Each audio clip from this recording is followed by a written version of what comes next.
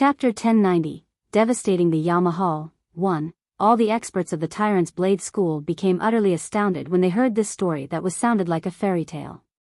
Their horizons had been broadened. The founder really is remarkable to know such a heaven-defying technique. All the experts began to curry up to him. All of them felt extremely emotional. Their founder had actually revived and could masterfully wield the Emperor armament.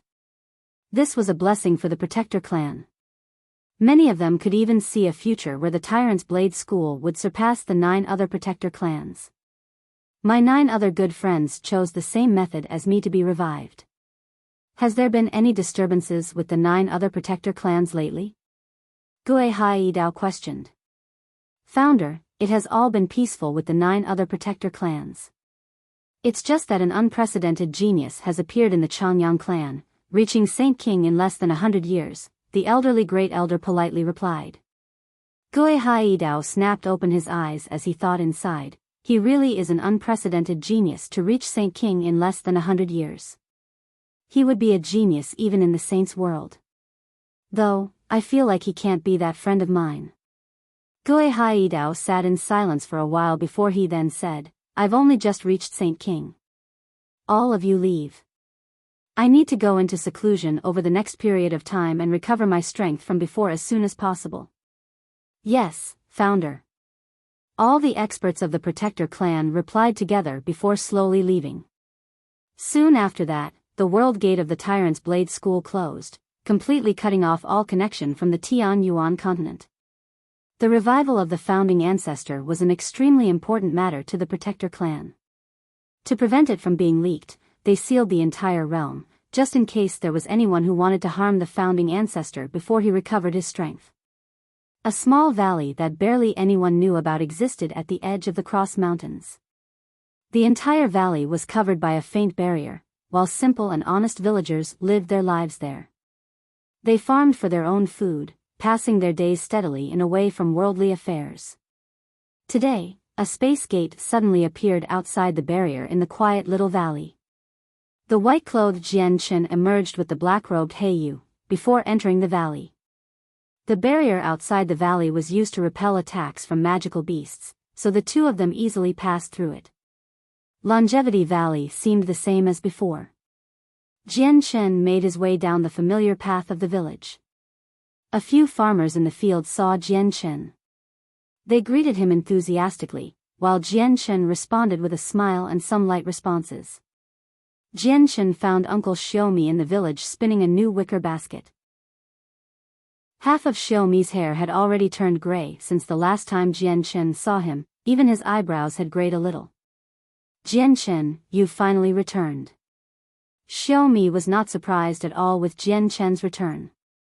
He stopped what he was doing, dusted off his hands, and stood up. Uncle Xiaomi, your hair. Surprise and doubt filled Jian Chen's eyes as he stared at Xiaomi's white hair. Xiaomi freely smiled, it's nothing. I'm just approaching the end of my life, that's all. Jian Chen's heart trembled when he heard that. He said, Uncle Xiaomi, what did you say? You're approaching the end of your life?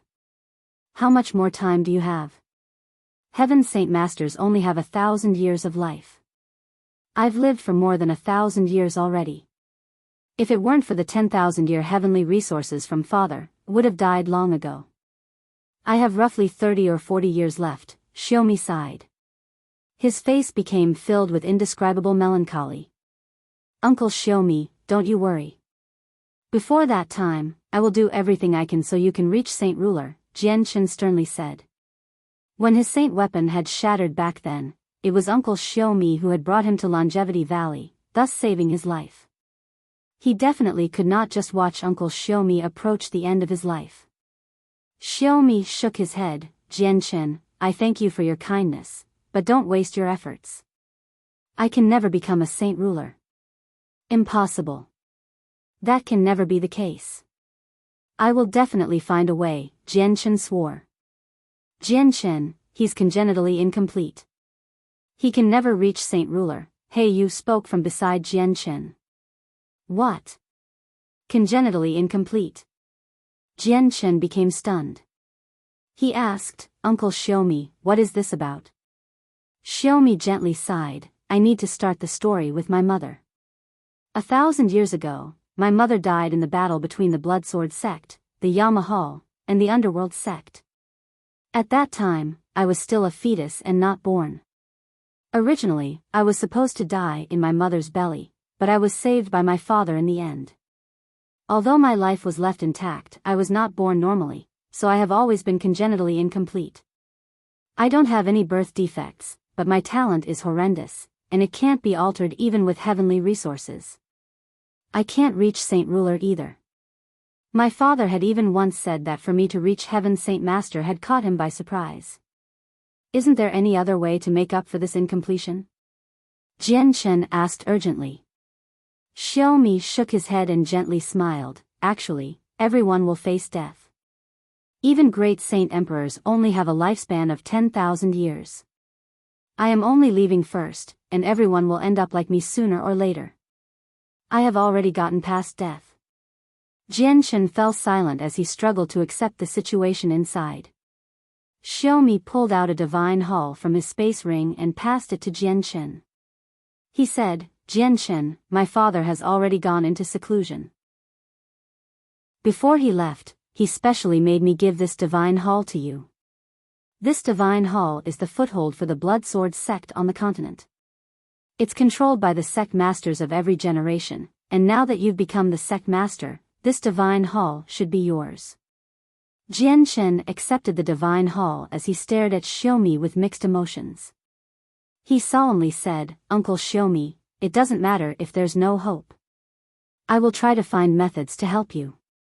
Xiaomi shook his head, Jian Chen, I am destined to not reach Saint Ruler, so don't waste your efforts.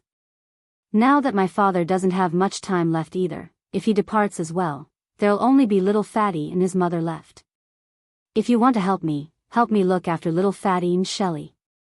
Shelley used to be the young lady of a great clan. After marrying me several decades ago, she has spent her time with me in this valley that completely cuts us off from the rest of the world. It's been too hard on her.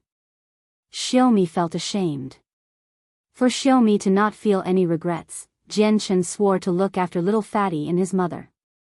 He then asked Xiaomi where the Yamahal was located. Jian Chen, have they offended you since you're looking for them so suddenly? Xiaomi immediately brightened up when he heard about the Yamahal. He stared at Jian Chen in interest. Correct, replied Jian Chen. The location of the Yamahal is always extremely well hidden. It changes often, so they have no fixed location. However, they can't hide it from the investigators of our Bloodsword sect no matter how they try. The matters of the Bloodsword sect used to all be handled by me, so I just happen to know where they're located. 1,000 years ago, my mother died to the combined attacks of the experts from the Yamahal and Underworld sect. I've never seen my mother's face. My father still holds extremely deep hatred for the two organizations even though he stepped away from the continent over the past few years. It's just that he swore to my mother in the past, so my father's been enduring the hatred within him and did not wipe out the two organizations. Jian Chen, if it's possible, I hope you can wipe out the Yamahal for us and take revenge for me mother. A cold light flickered in Xiaomi's eyes. Don't worry, Uncle Xiaomi. Since you can't take revenge personally, leave it to me, Jian Chen swore. After learning the location of the Yamahal, Jian Chen left Longevity Valley with He Yu. However, Jian Chen remained heavy-hearted due to Uncle Xiaomi reaching the end of his life. If he had not brought Jian Chen into Longevity Valley back then, Jian Chen probably would have been reduced to a cold corpse long ago. It would have been impossible for him to still be alive and attain such great accomplishments. Although he did not care about his own death at all, Jian Chen did not want to watch him just die from old age. Senior He Yu, is there really no method for Uncle Xiaomi to reach Saint Ruler? Jian Chen asked He Yu. He Yu shook his head, he's congenitally deficient in his soul, so he can't comprehend the mysteries of the world. Naturally, he can't reach Saint Ruler either. Honestly, it's already extremely surprising that he could reach Heaven's Saint Master with his current circumstances. Jian Chen's mood grew even heavier, and he said nothing more. Jianshan summoned Rui Jin, Hong Lian, and the White Tiger from the artifact space, before passing through a space gate to Flame City. He called all the saint rulers that had joined the Flame Mercenaries, only leaving behind Jie Tai to watch over the city. Jianshan left with Rui Jin, the 5 saint rulers, and the others through another space gate that took them to where the Yama Hall was located.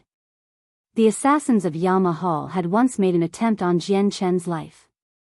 They were also the murderers of Uncle Xiao Mi's mother, people who owed a blood debt to Uncle Xiao's family. As a result, Jian Chen needed to wipe out the Yama Hall, whether it was for his own revenge or for Uncle Xiao's revenge. However, if he did it under the name of the Flame Mercenaries, it would make them even more famous. Jian Chen's group of 9 along with the winged tiger god arrived through a space gate. They traveled threateningly toward the Yama Hall, and just as they arrived, the news that the Flame Mercenaries wanted to deal with the Yama Hall of the 3 great assassination organizations quickly spread through the Flame Mercenaries. The news immediately caused a very large disturbance in Flame City, before spreading like wildfire. Every single person who heard the news became astounded. Chapter 1091, Devastating the Yama Hall. 2. The Flame Mercenaries want to take on the Yama Hall. It'll be troublesome for the Yama Hall now, not necessarily. The Flame Mercenaries may be very strong, but they have only developed in the past few decades after all. On the other hand, the Yama Hall has stood on the Tianyuan continent for over 100,000 years. Their heritage is very great, so if the Flame Mercenaries want to wipe them out, it won't be easy. The Flame Mercenaries already have the capability to take on the Yama Hall. Both of them will suffer great casualties from this battle. The Flame Mercenaries has already reached into the millions. I wonder how many people they are going to mobilize. The matter about the Flame Mercenaries clashing with the Yama Hall became the center of attention for many people. Many of them discussed the news. In a desolate region of the Tianyuan continent, a pitch-black palace stood quietly in a group of mountains. The palace was covered by boulders, so even if someone flew over from above, they would struggle to notice its existence. It was extremely well hidden. The black-clothed Biyao sat in a room within the palace. He was pale white while an odd gleam of light flickered in his eyes, like 2 dancing will-o-wisps. Walls of flames connecting the floor to the ceiling of the room surrounded Biyao, trapping him there. Although the flames lacked any heat, they possessed a stunning force. Not only could they scorch the air, they could even melt space, causing the space around the flames to distort and warp. Brat, you've really brought disaster to me. You've actually entered the divine hall of the Yama Hall. Now we're both trapped here, Venerable Poison's words said with a sunken face. His resentment for Biyao had already become bone deep. Over the past few days of being trapped here, Venerable Poison's word had tried many times to charge out, but every attempt was obstructed by the black flames. The flames were called demonic hellfire, and they were extremely harmful to the soul. They restrained Venerable Poison's word, who was just a soul. I didn't think that they'd be people of the Yama Hall either, let alone the fact that this would be such a powerful divine hall, Biyao said with a communication technique.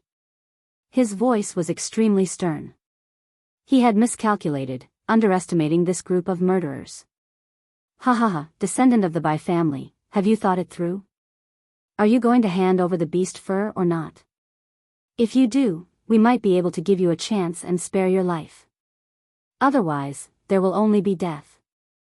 A husky voice rang from the darkness as a black-cloaked man slowly appeared outside the flame. He coldly stared at Biyao. Venerable Poisonsword's flickering eyes locked onto the man.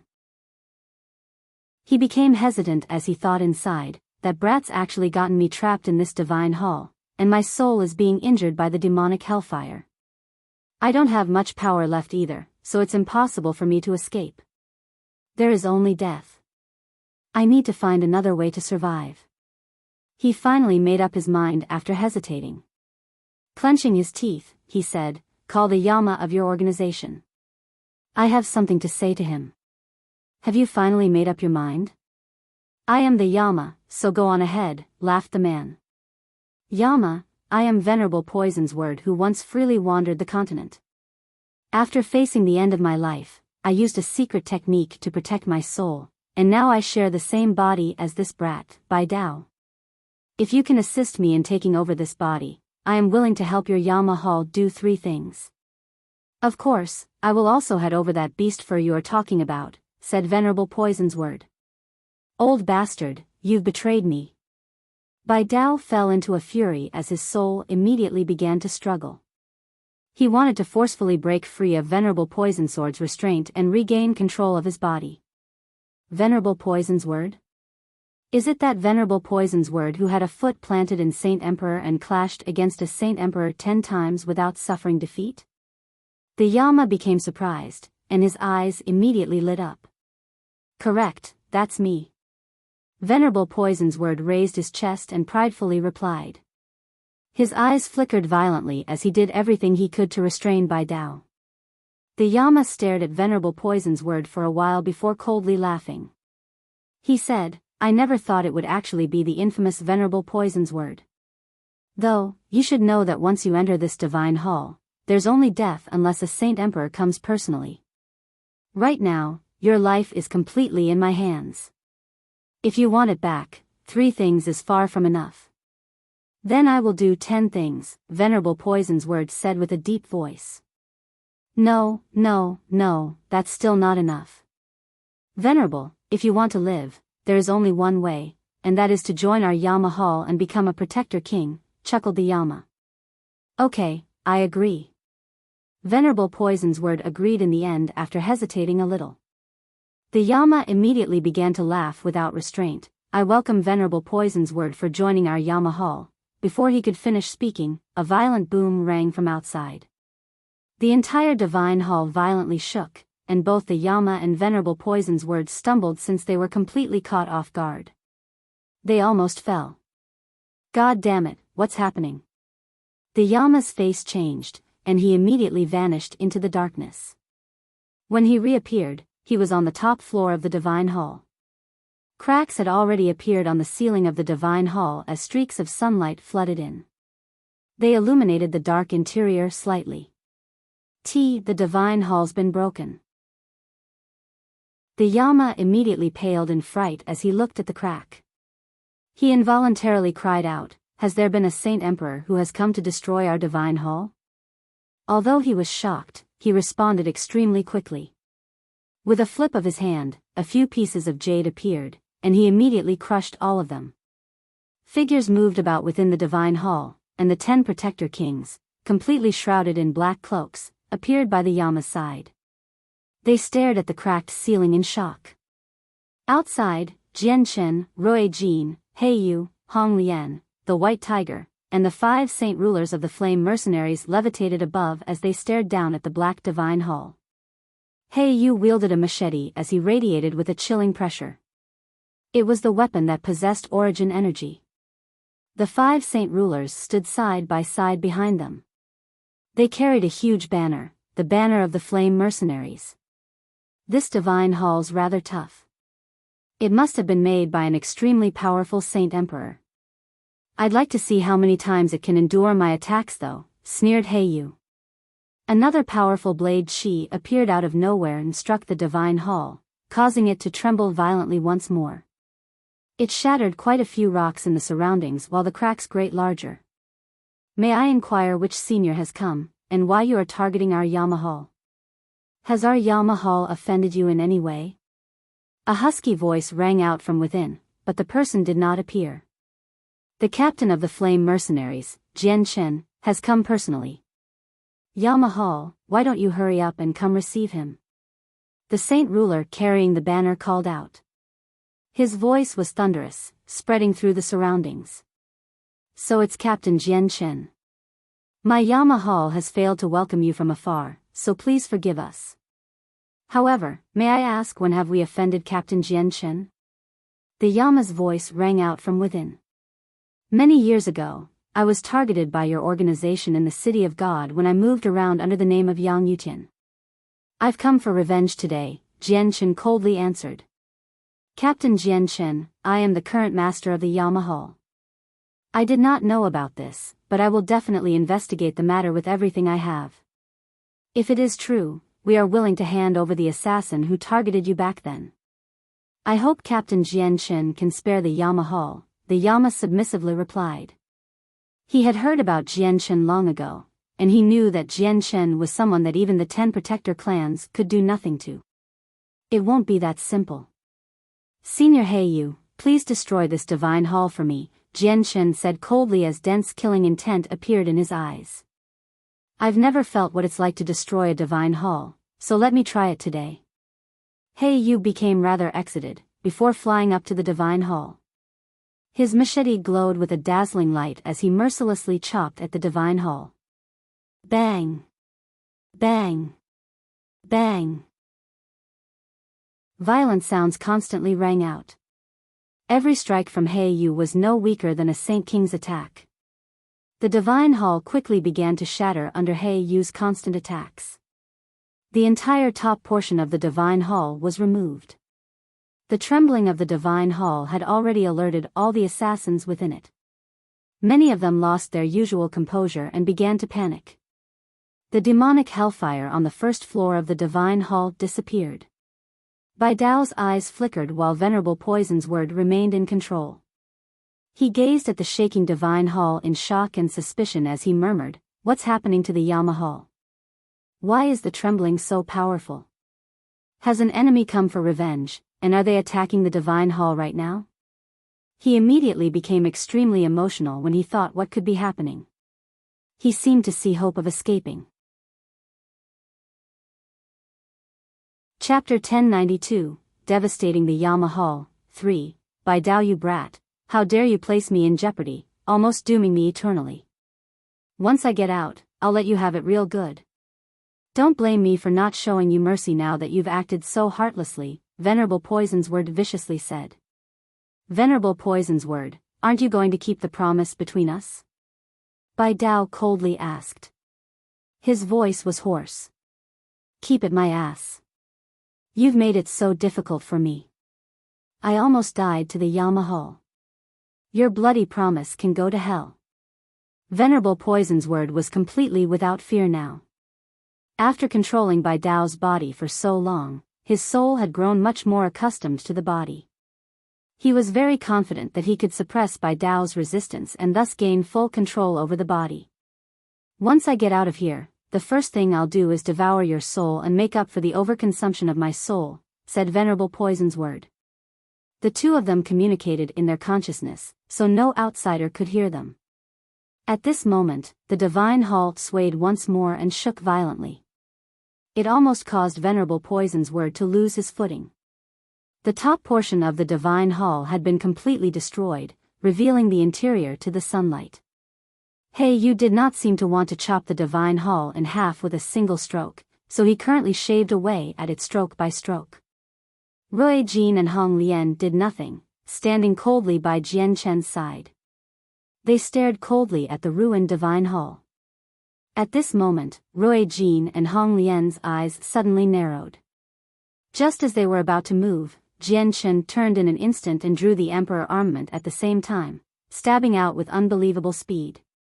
With a boom, Jian Chen's Emperor armament collided with a black dagger that had suddenly appeared out of nowhere. Afterward, the black-robed Yama appeared there, quickly retreating with the dagger in his hand. Bright red blood sprayed from his mouth, drifting through the air in the form of mist. Your hiding technique is extremely great, but tricks like that are useless against me, Jian Chen wielded the Emperor armament as he sneered at the Yama. As soon as he said that, another 10 saint weapons appeared out of nowhere, silently stabbing at Jian Chen with a dark light. The 10 protector kings of Yama Hall had struck out at the same time. Jian Chen smiled scornfully. With a jolt of his arm, he stabbed out 10 times in an instance, and it became difficult to distinguish between what was real and false with the blurs. Every stroke cut through space, creating a small crack. They were all extremely accurate, striking the 10 saint weapons with the utmost precision. The saint weapons in the hands of the 10 protector kings suddenly shattered. They were destroyed by the Emperor armament like a hammer taken to a nut, while a small, bloody slash appeared on their necks, before quickly expanding.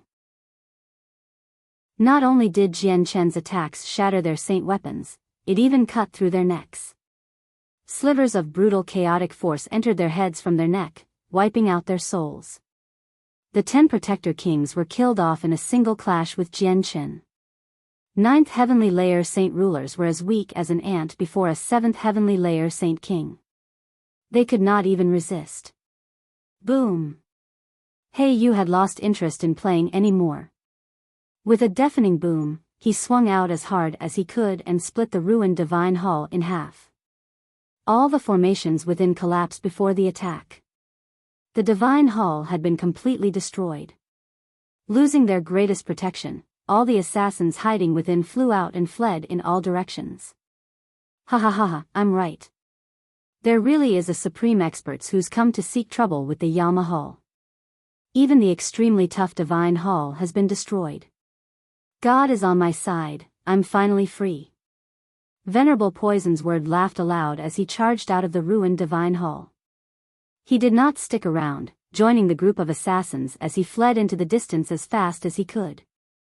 Senior Roy Jean, don't let them escape, or there'll be endless future troubles, Jianchen coldly said, before charging at the Yama who had just ambushed him. Don't worry, leave it to me, Roy Jean nonchalantly replied before forming a seal with his hands. He called out, secret technique of the Dragon Clan, Dragon's Domain. The surroundings suddenly lit up, and in that instant, the deep blue sky disappeared. The entire world became coated in a thick layer of golden light that expanded in all directions to several kilometers away with Roy Jean as its center. It formed an independent world, severing the connection to the outside and thus trapping all the assassins in there. Also, a mysterious power filled the golden world, firmly trapping them all where they could not move at all. There were quite a few saint rulers hidden among the assassins that fled. Trapped by the mysterious power, they immediately began to struggle as hard as they could, but even with their strength as saint rulers, they could not break free no matter how much they tried. Yama was also affected. Although it did not immobilize him, he seemed to have sunk into quicksand, where his movements became slow. Jianchen charged toward him threateningly with the Emperor armament. With a black flicker, the weapon stabbed mercilessly toward the Yama with a destructive energy. A sliver of panic appeared in the Yama's eyes. Even at his peak, he was not Jianchen's opponent, much less now that his body was restricted, dulling all his movements. It made it even more impossible for him to block Jianchen's attacks. Jianchen, are you really going to kill all of us? There are quite a few assassins of the Yama Hall outside.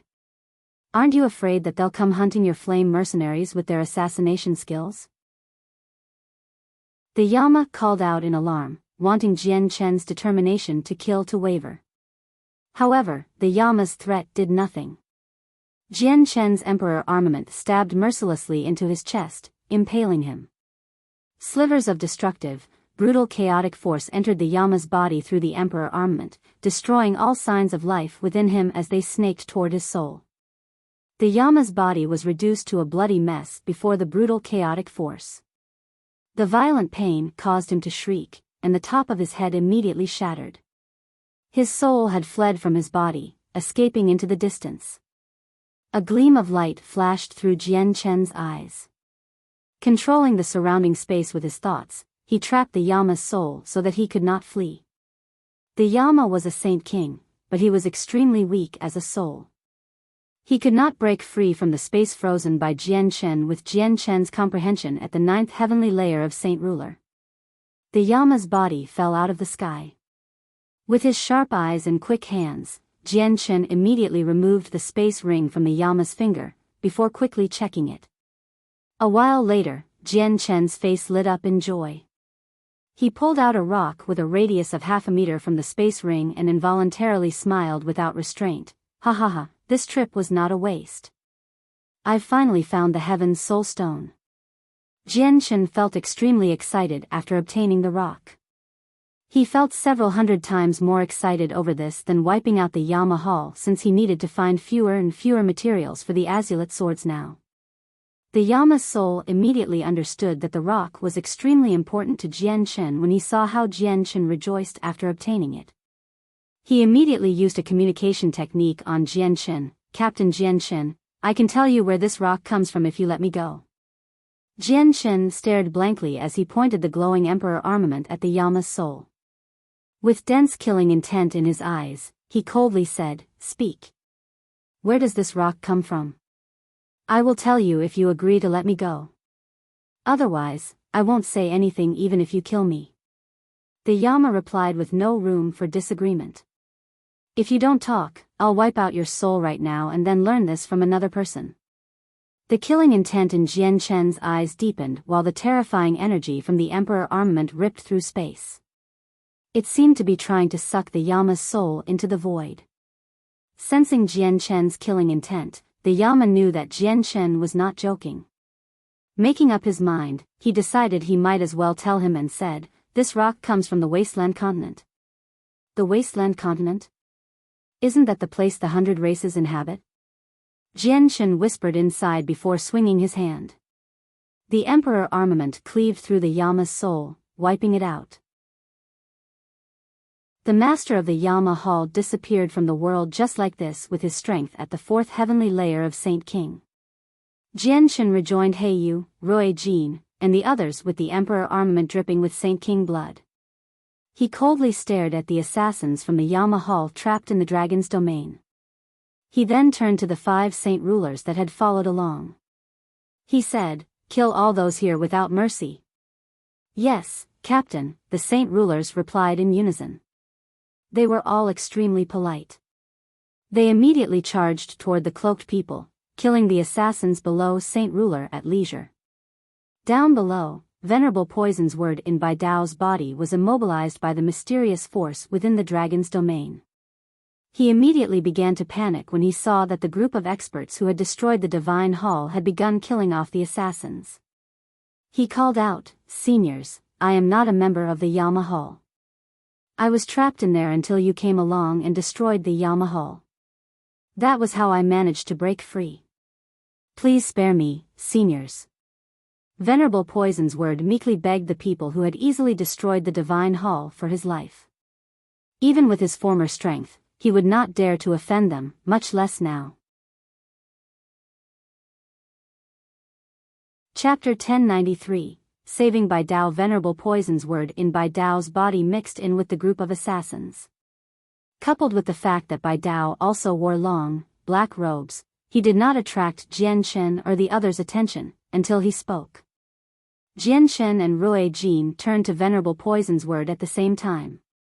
Rui Jin's expression remained the same as before, but Jian Shen's eyes suddenly narrowed. He blankly stared at Venerable Poison's word as his expression changed very quickly. Even after so many years, Jian Shen was still able to recognize Bidao. Bidao was his mother's brother as well as his uncle by blood. He would never forget one of his few relatives. "Uncle!" Jian Shen cried out in surprise, immediately flying toward him. A sliver of amazement crossed over Rui Jin and Hong Lian's faces when they heard what Jian Shen said. They followed Jian Shen. Venerable Poison's word had obviously heard Jian Shen's cry as well, which stunned him. He became rather puzzled. "Xiangtian, it's actually Xiangtian. He's actually Xiangtian." Bidao's soul began to violently pulse, no longer as calm as it was before. "Xiangtian?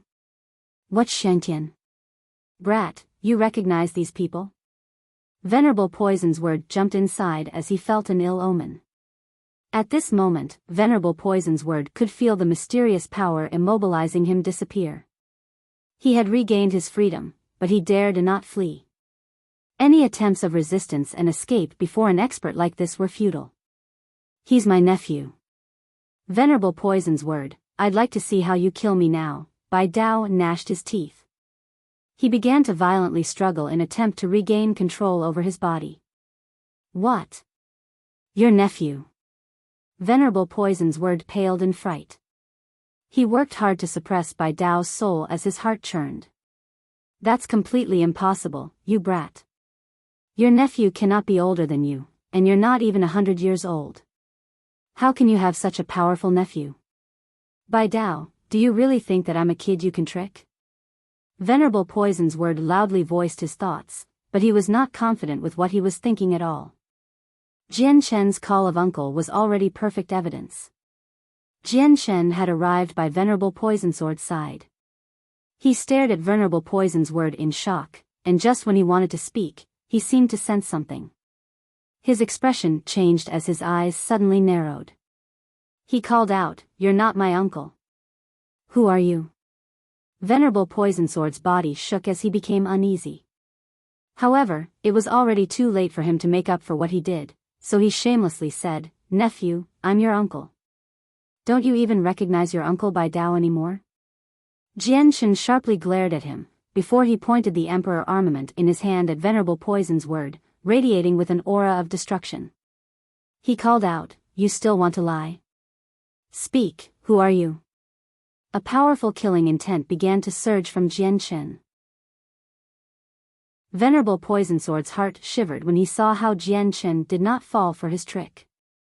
Rui Jin and Hong Lian arrived by Jian Shen's side. Their eyes flashed with gleams of light as they stared fixedly at Venerable Poison's word. "Jian Shen, this body has two souls. Someone is forcefully suppressing the soul of the original owner and, hence, controlling the body," Rui Jin explained. Jian Shen's expression changed, and he yelled at Venerable Poison's word, "Leave my uncle's body at once, or I'll wipe you out." Venerable Poison Sword's expression changed as well. He said, "Your uncle is still alive. I've fused with your uncle's soul right now, so if you kill me, your uncle will die as well." Jian Shen's heart sank. If Biyao had suffered any physical damage, there were many ways to heal it regardless of how heavy it was. However, matters would become extremely annoying when they were related to the soul. He still hasn't gained full control over the body, so he's still not the owner of it. "I have ways to deal with him," Hong Lian suddenly informed them.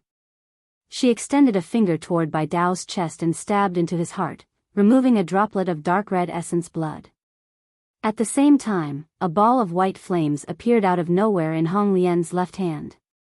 With a flick of her right hand, Bidao's essence blood shot into the white flames.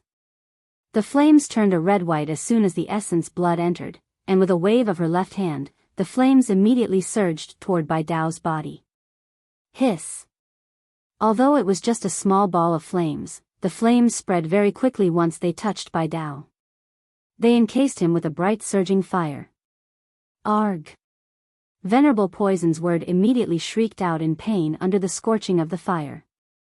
The flames produced no ordinary fire, they were extremely harmful to the soul, where even someone like Venerable Poison's word could not resist. Hong Lian casually spoke when she saw Jian Shen's worried expression, "Don't worry. Your uncle's essence blood has already been fused into the flames by me. It cannot harm your uncle at all and will only target objects that do not belong to your uncle. Using it to deal with that foreign soul in your uncle's body is extremely suitable for the situation." Jian Shen immediately stopped worrying when he heard her explanation. The flames rolled around Bidao's body. Although they did not give off any heat, there was no doubting their strength. The marks left behind by Venerable Poison's word in Bidao's body were slowly burned away. Venerable Poison Sword's shrieks became more and more painful and more chilling. Enduring the scorching, he no longer had any extra strength to suppress Bidao's soul, allowing Biyao to regain control over his own body once again. Venerable Poison Sword's shrieks also became pulses of a soul in Bidao's head. "You old bastard, didn't you want to devour my soul before? Let's see who will be devouring whose soul now." Biyao was not a weakling. Without even talking to his nephew, he immediately began to devour Venerable Poison Sword's soul instead.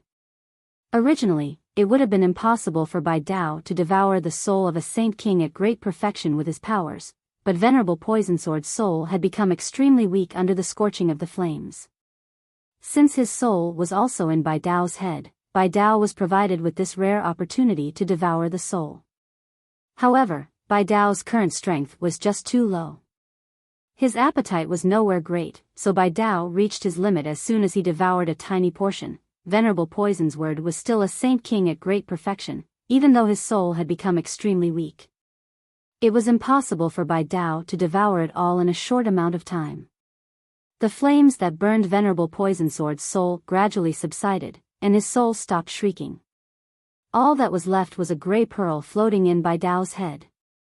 It was filled with the presence of the mysteries of the world and the dense power of a soul.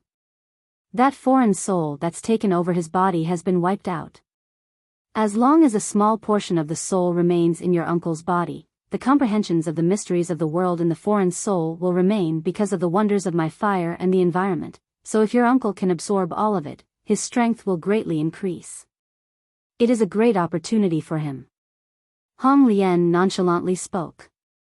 Afterward, she raised her hand and a ball of flames rushed out of Bidao, returning to her hand before disappearing.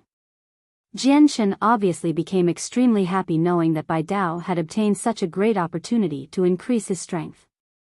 He arrived by Bidao's side and asked out of concern, "Uncle, are you all right? How do you feel?" Bidao slowly opened his eyes. They were filled with weakness and exhaustion.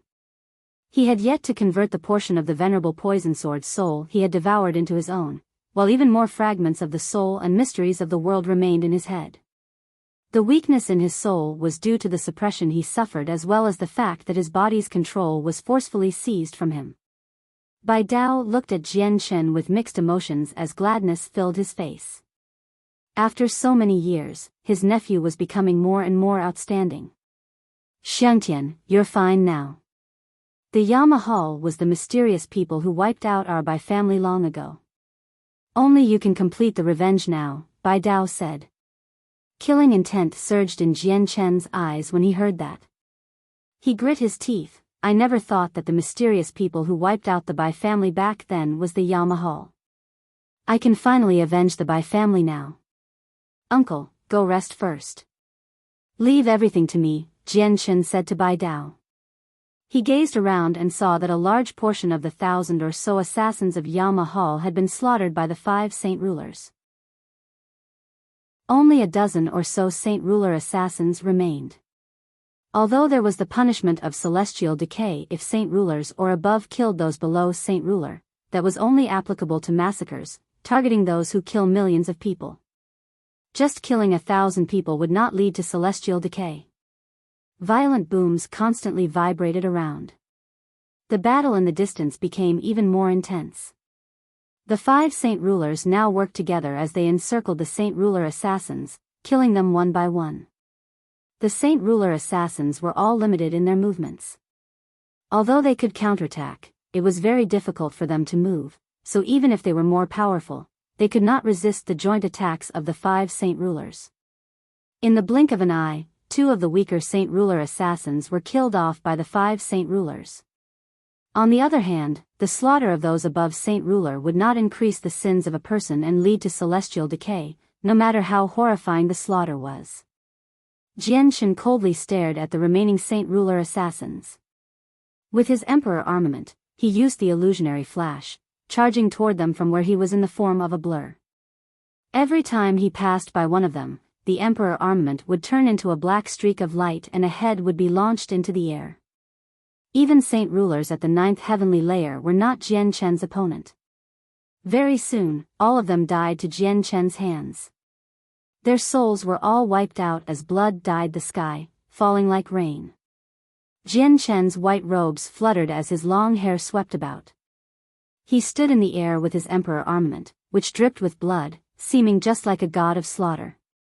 He glared at the destroyed divine hall and coldly called out, "How much longer are you going to hide, you, the real experts of the Yamahal?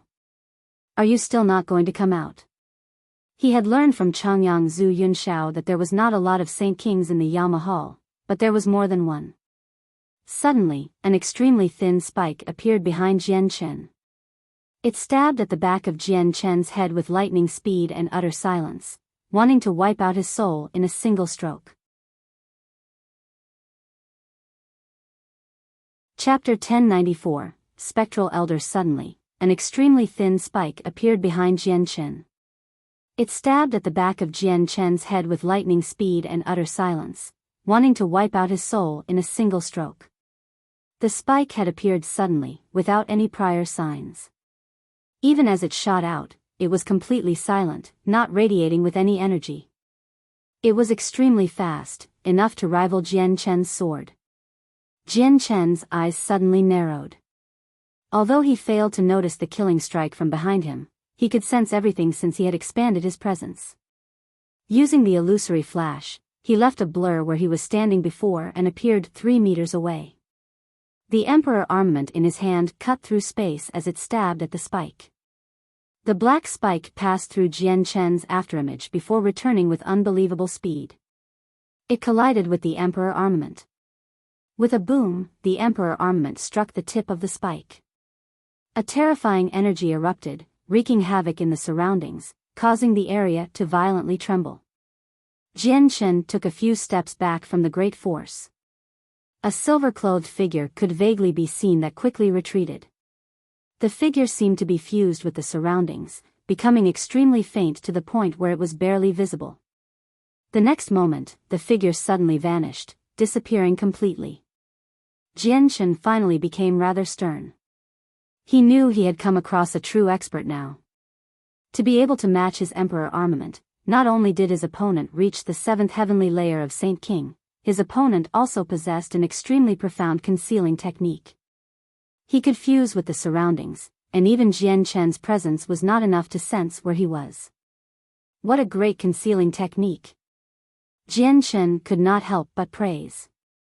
Many people knew techniques where they could hide themselves from others. Those were only small tricks, but these small tricks could not escape the senses of Jian Chen's presence. However, the assassin's concealing technique was able to hide from Jian Chen's presence in such a way that Jian Chen could not find him. "You must be the previous Yama of the Yama Hall," Jian Chen emotionlessly said. He fully expanded his presence and paid attention to everything, keeping his guard against the life-threatening attack that the hidden assassin could deal at any moment. "I am the spectral elder of the Yama Hall, not the former Yama. Captain Jian Chen, since you want to devastate the Yama Hall, I can only lay my hands on you," an old voice rang out from the empty space, making it impossible to pinpoint where the speaker was.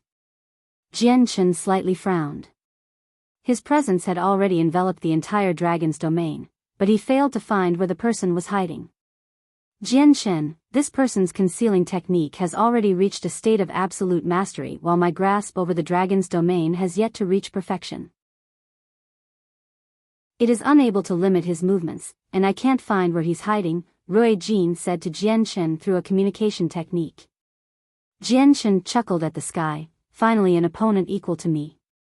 Spectral Elder, so what if your concealing technique has reached a level of perfection? You still can't make sneak attacks on me." Senior Rui Jin, Senior Heiyu, and Senior Hong Lian, "Leave this person to me." "Humph, you're too confident, Jian Chen. You'll die for sure today. Unless I am facing is a 9th heavenly layer Saint King, no one can survive my assassination skills," the spectral elder's voice rang out once more, but it was still impossible to find where he was. Suddenly, the black spike appeared behind Jian Chen again. It shot toward Jian Chen silently, and by following the trajectory of the spike, an extremely vague figure could be seen. It seemed like a cloud of smoke. A sharp gleam of light flickered through Jian Chen's eyes. He wanted to stab the Emperor armament back and engage in a battle with the spectral elder, but the spectral elder did not bother to tangle with him too much. He hid in the empty space once more where Jian Chen lost track of him. With a cold face, Jian Chen constantly stabbed at the empty space before him. He created a dense net of blurs that enveloped the space in front of him as he tried to force the spectral elder out of hiding. However, the black spike appeared once more at this moment on Jian Chen's left side. The spike fused with the surrounding space, arriving near Jian Chen in an instant. It easily pierced through Jian Chen's body, puncturing his left shoulder. It traveled all the way to his left shoulder bone. Jian Chen roared as the chaotic force within him surged. All of it gathered in his left shoulder, and by enduring the heart-stabbing pain, he used the bone to stop the spike from advancing as he swiftly attacked the spectral elder with the Emperor armament, which was filled with an aura of destruction. The spectral elder coldly snorted as Saint Force surged out of the spike, shattering Jian Chen's left shoulder bone.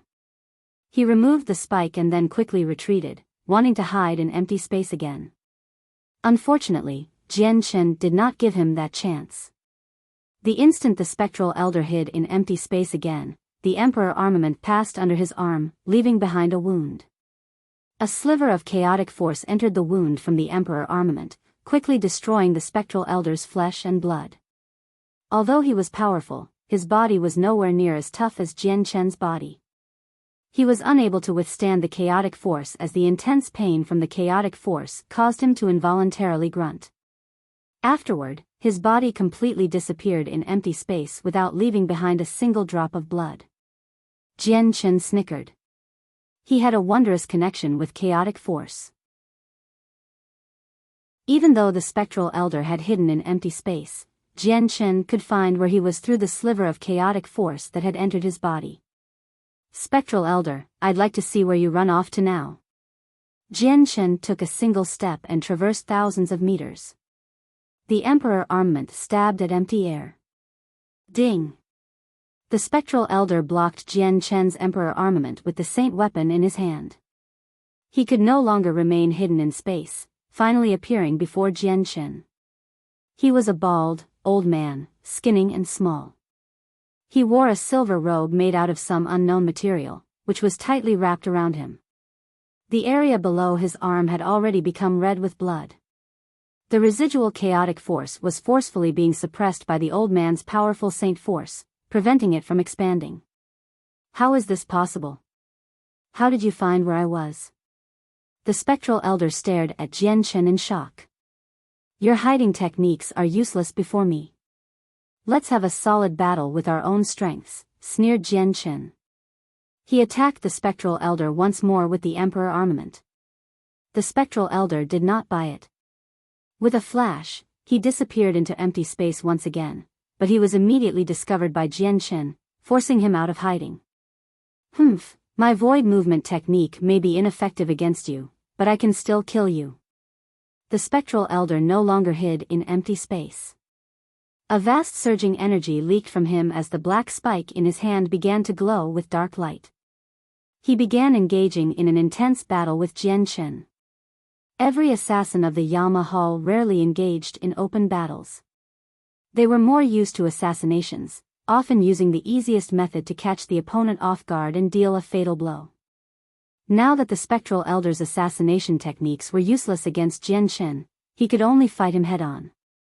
The spectral elder was an assassin, but he was still a seventh heavenly layer Saint King. He had gone through countless battles on the edge of life and death, so he was extremely powerful even without his assassination techniques. He possessed extremely rich experience in combat. Violent booms filled the surroundings. The Emperor armament in Jian Chen's hand had already turned into a vicious black dragon, moving so fast that space shattered. His Emperor armament stabbed out continuously in the form of blurs, moving extremely quickly. Each strike was sharp and fast and filled with viciousness, only aiming to harm the spectral elder. The spike in the spectral elder's hand stabbed out quickly as a terrifying energy wrapped around it. It was no slower than Jian Chen's attack speed, but the only difference was that every attack from Jian Chen was extremely fluid, flowing from one to another like water. It seemed to possess some other profoundness at the same time. On the other hand, the spectral elder focused more on power. Each strike possessed an earth-shaking might, wanting to suppress Jian Chen with supreme strength. It was an intense clash, a battle between power, a collision of strength. More importantly, it was a fierce fight of life and death. Jian Chen matched the spectral elder with his Emperor armament, fighting to the point where the surroundings fell into chaos. Even Rui Jin's dragon's domain violently trembled. The two of them clashed over 1,000 times very soon. They both were dyed with blood and wounds littered their bodies. No one gained an advantage. Ancient secret technique, devouring the world. The spectral elder suddenly bellowed out. He exhaled after opening his mouth. Immediately, a huge ghost's face appeared, opening its pitch-black mouth toward Jian Chen before sucking violently. Faced with the sudden suction, Jian Chen immediately flew toward the ghost's mouth. Jian Chen saw the glimmering of stars within the pitch-black mouth, the boundless cosmos. This was an extremely powerful ancient secret technique. Jian Chen knew that once he was sucked into it, he would probably be released in that region of outer space, without any hopes of returning. Jian Chen drew closer and closer to the mouth. The suction was extremely powerful and had already locked onto him. He could not escape. Jian Chen roared at the sky as chaotic force wildly ran through his body like wild horses. The Emperor armament glowed with a blinding, dark light as a presence of destruction filled the domain. He then sliced as hard as he could at the ghost face, causing it to violently tremble. Jian Chen struck out over 10 times in that short instance. Each attack utilized all he had, causing the ghost face to continuously tremble. In the end, it ripped apart into several pieces. Spurt. With the ancient secret technique shattered, the spectral elder also suffered a backlash. He vomited a mouthful of blood and paled. The injury this time was bad, much more severe than all the wounds he had received earlier.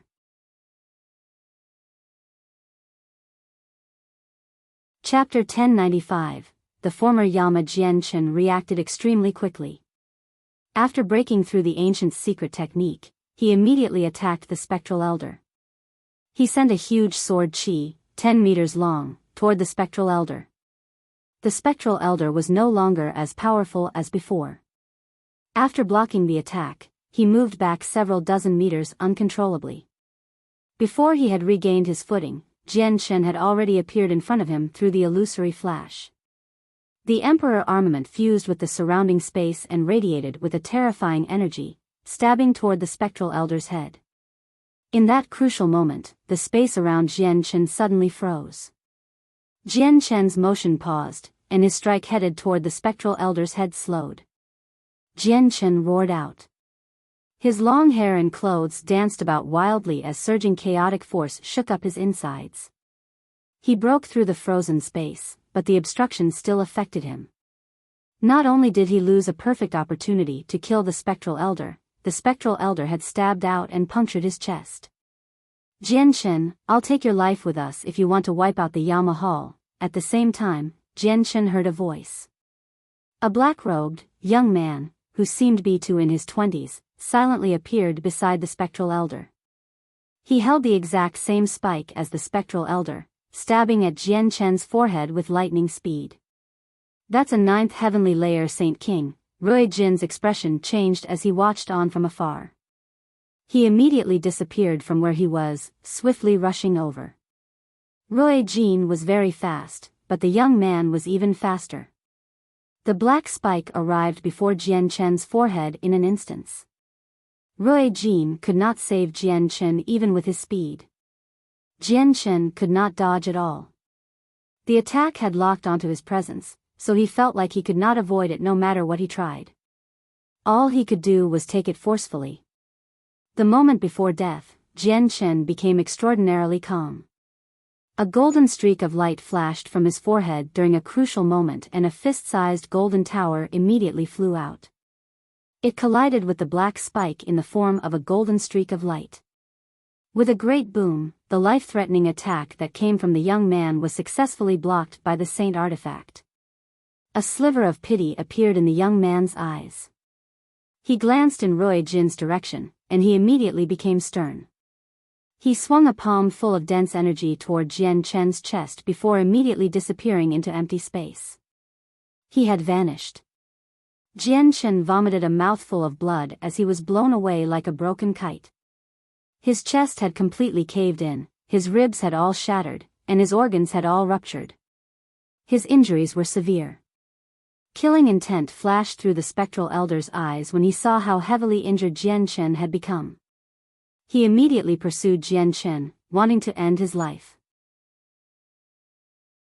Rui Jin had already arrived where the young man was before. With a sunken face, glaring eyes, and a glimmering, golden body, a vast pressure filled with anger appeared in the surroundings. He had clearly been angered. Magical beast, I know I'm not your opponent, so farewell today. The young man's cold voice rang out from empty space.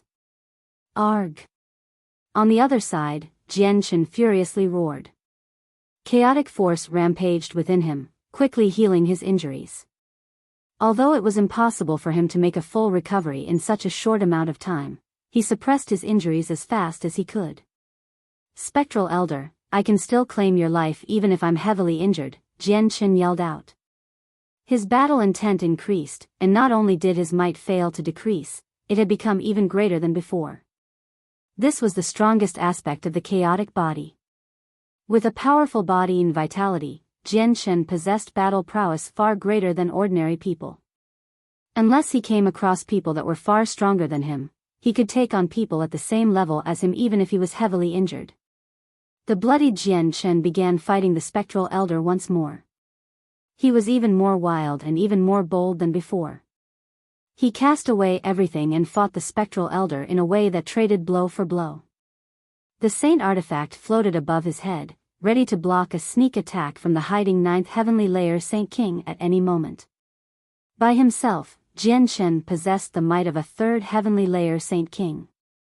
He only possessed strength at the 7th Heavenly Layer because of the Emperor armament, so the 7th Heavenly Layer was his current limit. It just happened to be equal to the Spectral Elder's strength, so as the two ferociously fought, their wounds constantly increased. The residual chaotic force in the Spectral Elder's body had already been forced out by his supreme strength, so it could no longer deal any more damage to the Spectral Elder. With a cold expression, Ruo Jin growled, "My dragon's domain is a smaller realm, independent from the outside world. Unless you are at great perfection as well, you cannot escape. If I don't come out of hiding, you can't find me either. I can perform sneak attacks on you all the time," said the young man. "Your status in the Yama Hall must be extraordinary with your strength. If I've guessed correctly, you should be the master of the Yama Hall that was heavily injured by the sect master of the Bloodsword sect 1,000 years ago," replied Ruo Jin. He had some understanding in regards to the Yama Hall's current strength from what Jian Chen had told him before. "Correct, I am the previous Yama. Now that my wounds have completely healed, I am roughly just as strong as you. I may not be your opponent, but if I pester you, I will irritate you." "Magical beast, do you think there's a need for us to brawl it out?" said the former Yama. He feared Ruo Jin, so he wanted to stop fighting with him. Scorn filled Ruo Jin's eyes. He said, "The void movement technique of your Yama Hall truly is admirable, to be able to hide from the senses of my dragon's domain. It really is powerful, but finding you is as easy as a flip of my hand." With that, Ruo Jin produced a loud dragon's roar at the sky. It was earth-shaking, possessing might that destroyed the surroundings. The terrifying sound wave caused the surrounding space to toss like waves. The roar contained a sliver of the dragon clan's pressure. Since the pressure originated from a golden divine dragon, a king of the dragon clan, it was much stronger than the pressure of ordinary dragons. It could harm the souls of people. The 5 saint rulers of the flame mercenaries fell unconscious, falling out of the sky. They had been knocked out by Ruo Jin's earth-shaking roar. Jian Chen and the Spectral Elder were also affected during their ferocious fight. Both of them felt a heart-stabbing pain in their souls, causing them to become sluggish and stop fighting temporarily. However, Jian Chen's soul was far more powerful than his current strength, so he recovered before the Spectral Elder. He immediately stabbed the area between the Spectral Elder's eyebrows with the Emperor armament, wiping out the Spectral Elder's soul and killing him off. Ruo Jin's roar caused the surrounding space to violently tremble. The space tossed and turned like the surface of the ocean where waves rose one after another, forcing the former Yama out of hiding. He appeared 1,000 meters away. "Former Yama, even if you're at great perfection, you don't have the capability to irritate me. Killing you is easy. Unless you are a Saint Emperor, you have no right to discuss anything with me." Ruo Jin coldly spoke. The Dragon Clan was a powerful and prideful clan, not to mention Ruo Jin, who was a king of the clan. Ruo Jin appeared silently next to the former Yama. Without using any weapons, he extended his hands in the direction of the former Yama's head. The former Yama became stern. Invisible world force immediately condensed, all of it gathering on the black spike in his hand. It then shot toward Ruo Jin's hands in a flash. Ruo Jin's expression remained the same. His hands were covered by a layer of golden scales in an instant, catching the black spike. A vicious light flickered through the former Yama's eyes. Terrifying energy loudly erupted from the black spike in attempt to blow one of Roy Jin's hands off. However, it did nothing. You overestimate yourself if you want to take me on. Roy Jin's hand tightly grasped the former Yama's weapon. The densely packed scales on his hand were extremely tough. Even an attack from a 9th heavenly layer Saint King would struggle to harm him. At this moment, Roy Jin slowly raised his left hand as it rapidly changed, turning into a golden dragon's claw in the blink of an eye.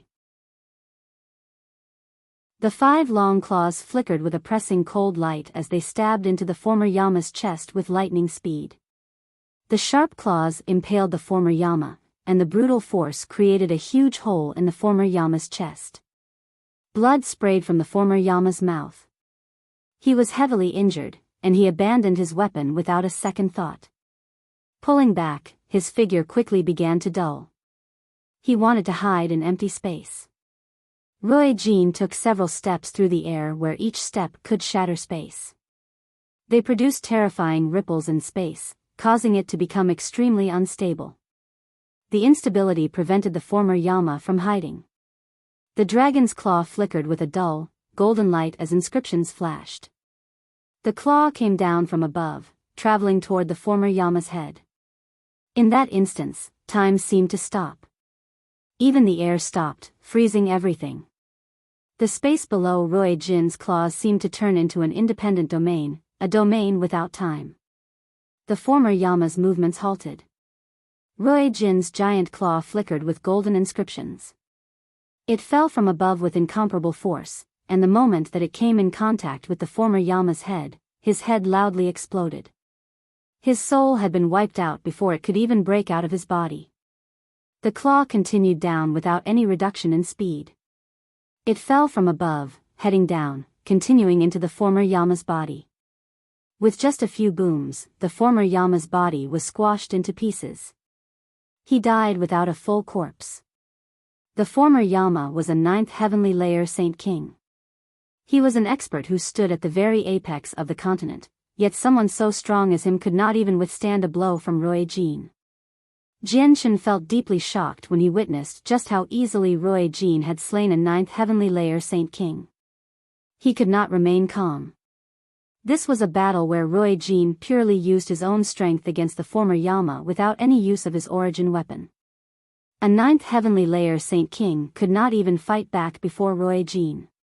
Roy Jin sure is worthy of being a dragon king. His strength is too terrifying. Our differences are just too great. It would have been impossible for me to kill that former Yama so easily if it were me. He Yu sighed in amazement. He too felt shocked by Roy Jin's terrifying strength.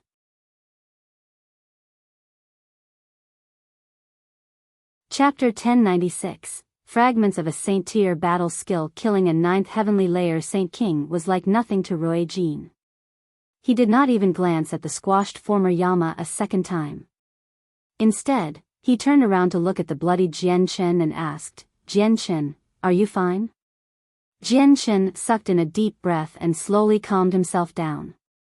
Roy Jin's supreme strength that slaughtered a 9th heavenly layer Saint King deeply shocked Jianchen. The 9th heavenly layer stood at the very apex of Saint King. It still possessed some difference from great perfection, but this difference was tiny. Yet, the difference had become so extreme when it involved Roy Jin, becoming as wide as a chasm. A 9th heavenly layer Saint King could not resist Roy Jin. They could not even injure him. Jianchen shook his head. "I thank Senior Roy Jin for your concern. I still can support myself." Jianchen's voice was a little weak. His injuries from the battle against the spectral elder did not affect him much. On the other hand, the palm strike from the former Yama had heavily wounded him. If it were not for his chaotic body, he would have collapsed long ago. Biyao flew over to Jianchen's side.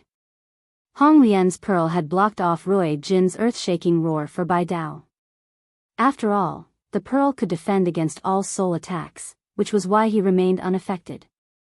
"Xiangtian, now that the Yama Hall has been devastated, the revenge of our Bai family is complete as well. This is all because of you. You're very heavily injured right now, so you should go recover quickly," just in case it leaves behind any future problems. Concern filled by Dao's voice. Although Jian Chen's strength left him deeply astounded, right now was obviously not the time for them to catch up. Jian Chen nodded. Then, he ordered the 5 saint rulers who had just woken up to clean up the battlefield. Afterward, he entered the artifact space, while Rui Jin and the other 2 watched over the saint artifact. Covered in blood, Jian Chen sat in the center of a room within a well-adorned hall of the palace. He completely bathed in extremely dense origin energy of radiant saint force, which allowed his wounds to quickly recover. The white-robed artifact spirit stood silently by Jian Chen's side. He controlled the radiant saint force origin energy, as it continuously entered Jian Chen's body. Coupled with the recovery of his chaotic body, Jian Chen's severe wounds started to vanish at an unbelievable rate. Jian Chen did not use his own radiant saint force origin energy. When he initially broke through to class 7, he did not manage to fuse a lot of the origin energy into his soul, so this origin energy was a consumable. Every strand would disappear after he used it. It would be even more difficult to replenish than chaotic force. He needed his current radiant saint force origin energy to form a foundation so that he could reach class 8 in the future. On the Tian Yuan continent, the abilities of every single radiant saint master was inborn. It would be decided as soon as they were conceived, so it was impossible to become a radiant saint master after birth. As a result, it was much easier for radiant saint masters to undergo breakthroughs. All a class 6 radiant saint master needed was to fuse some of the radiant saint force origin energy into his soul to reach class 7. Breaking through to class 8 only needed accumulation. One needed to use vast amounts of radiant saint force origin energy to increase the quality of their soul. That was the secret to reaching class 8. However, there had only ever been one class 8 radiant saint master in the ancient times. The world lacked radiant saint force origin energy, so it did not offer the conditions required for the birth of class 8 radiant saint masters. However, Jian Chen possessed the saint artifact that specially refined radiant saint force origin energy. He possessed an overwhelming advantage, so reaching class 8 was only a matter of time for him. Jian Chen fully recovered after 4 hours. He left the room after he changed into a set of clean clothes. Then, he asked the artifact spirit about the elite members of the flame mercenaries he had sent into the artifact space. Master, they have constantly fought magical beasts, continuously increasing their experience in battle and their mastery over heaven-tier battle skills. A small portion of them have broken through to Heaven Saint Master now, while the rest are all Earth Saint Masters, reported the artifact spirit. Jian Chen nodded in satisfaction. They really are improving quite quickly. I haven't poured so many heavenly resources into them for nothing. Once they reach the peak of Heaven Saint Master, I'll send them to Mercenary City and get Shaoling to assist them in breaking through to Saint Ruler. Artifact Spirit, remember that none of them are allowed to die in here. This one understands. But Master, even though the heavenly resources have improved their constitutions, merely a good constitution will not allow one to reach Saint Ruler. They need to have high levels of comprehension, and I've observed every single of them. I've discovered that almost all of them have no hope of reaching Saint Ruler. Their limit is Heaven Saint Master, said the artifact spirit. You don't need to worry about this. There is a wondrous item in the sea realm called the divine water of the world. It possesses marvelous effects on the soul. Once consumed, it can make up for this aspect that they lack, Jian Chen said confidently. He was extremely confident in regards to everything. This group of people had followed him the earliest out of everyone. They were also the same people who joined the Flame Mercenaries the earliest, so he poured everything he had into raising them. He wanted to develop them into the core power of the Flame Mercenaries. Jian Chen could not help but grow excited when he thought about the fact that the Flame Mercenaries would have several dozen Saint Rulers as their core power in the future. Although the current Flame Mercenaries possessed enough people who could stand at the very top, it was far too lacking in terms of experts that belonged to the center, not too weak or strong. They were nowhere near ancient clans. However, this aspect could not be made up for in a short amount of time, and it needed to be accumulated over time. Boom! At this moment, a rumble shook up another hall nearby. A pressure that originated from the world permeated the surroundings. It was extremely powerful and heavy, as if a supreme lord had descended, which caused everything to submit to its rule. It could deeply shock anyone. Jianchen stood outside his own hall, as he stared deeply at the hall where the sound came from. He remained silent. Master, your friend is trying to alter the Saint-Tier battle skill. He has tried things like this many times in the past few years, almost demolishing the hall several times. I ended up toughening his hall specially, the artifact spirit said as some helplessness filled his face. The Octaterra Emperor left behind this Saint-Tier battle skill. Its might is far greater than battle skills that Saint Kings can create, so it won't be easy if Nubis wants to alter a Saint-Tier battle skill for members of the sea race so that it suits magical beasts. However, he seems to have achieved some success now. I just wonder how much time he needs before he completes it truly, murmured Jianchen. Reminiscence filled his eyes. Nubis had already gone into seclusion for many years now, so he somewhat missed the times where they had fought and struggled for their lives together. Jianchen left the artifact space. When he appeared in the outside world again, Rui Jin's dragon's domain had already vanished. The surroundings had returned to their previous state, while the great banner of the Flame Mercenaries was firmly planted on the highest point of the ruined Divine Hall. It danced and moved about in the wind, signaling the victory of the Flame Mercenaries. The 5 saint rulers arrived before Jianchen and passed over a space ring. They said, the after-battle cleanup is complete. All the space rings and treasures within the Divine Hall have been stored in there. As soon as Jianchen accepted the space ring, Rui Jin flew out from the ruins. He held 2 square, stone tablets that were a meter wide and long, as he arrived before Jianchen. He said, Jianchen, look what this is. He directly flung the 2 pieces of stone toward Jianchen as he smiled. Jianchen caught the 2 tablets with a single hand and his hand immediately sunk. The 2 tablets that were not very big were extraordinarily heavy, actually more heavy than gold. There were clear images distinctly carved into them, but it was incomplete. Jianchen raised the 2 tablets and carefully examined the images. Afterward, a gleam of light flashed through his eyes, and he immediately pulled out a similar stone tablet from his space ring. The 3 stone pieces were the same in both size and color, just that the carvings differed.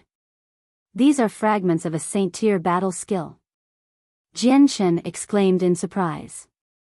The Saint-Tier battle skill fragment in his possession was obtained when several kingdoms formed a coalition and attacked the Jessen kingdom.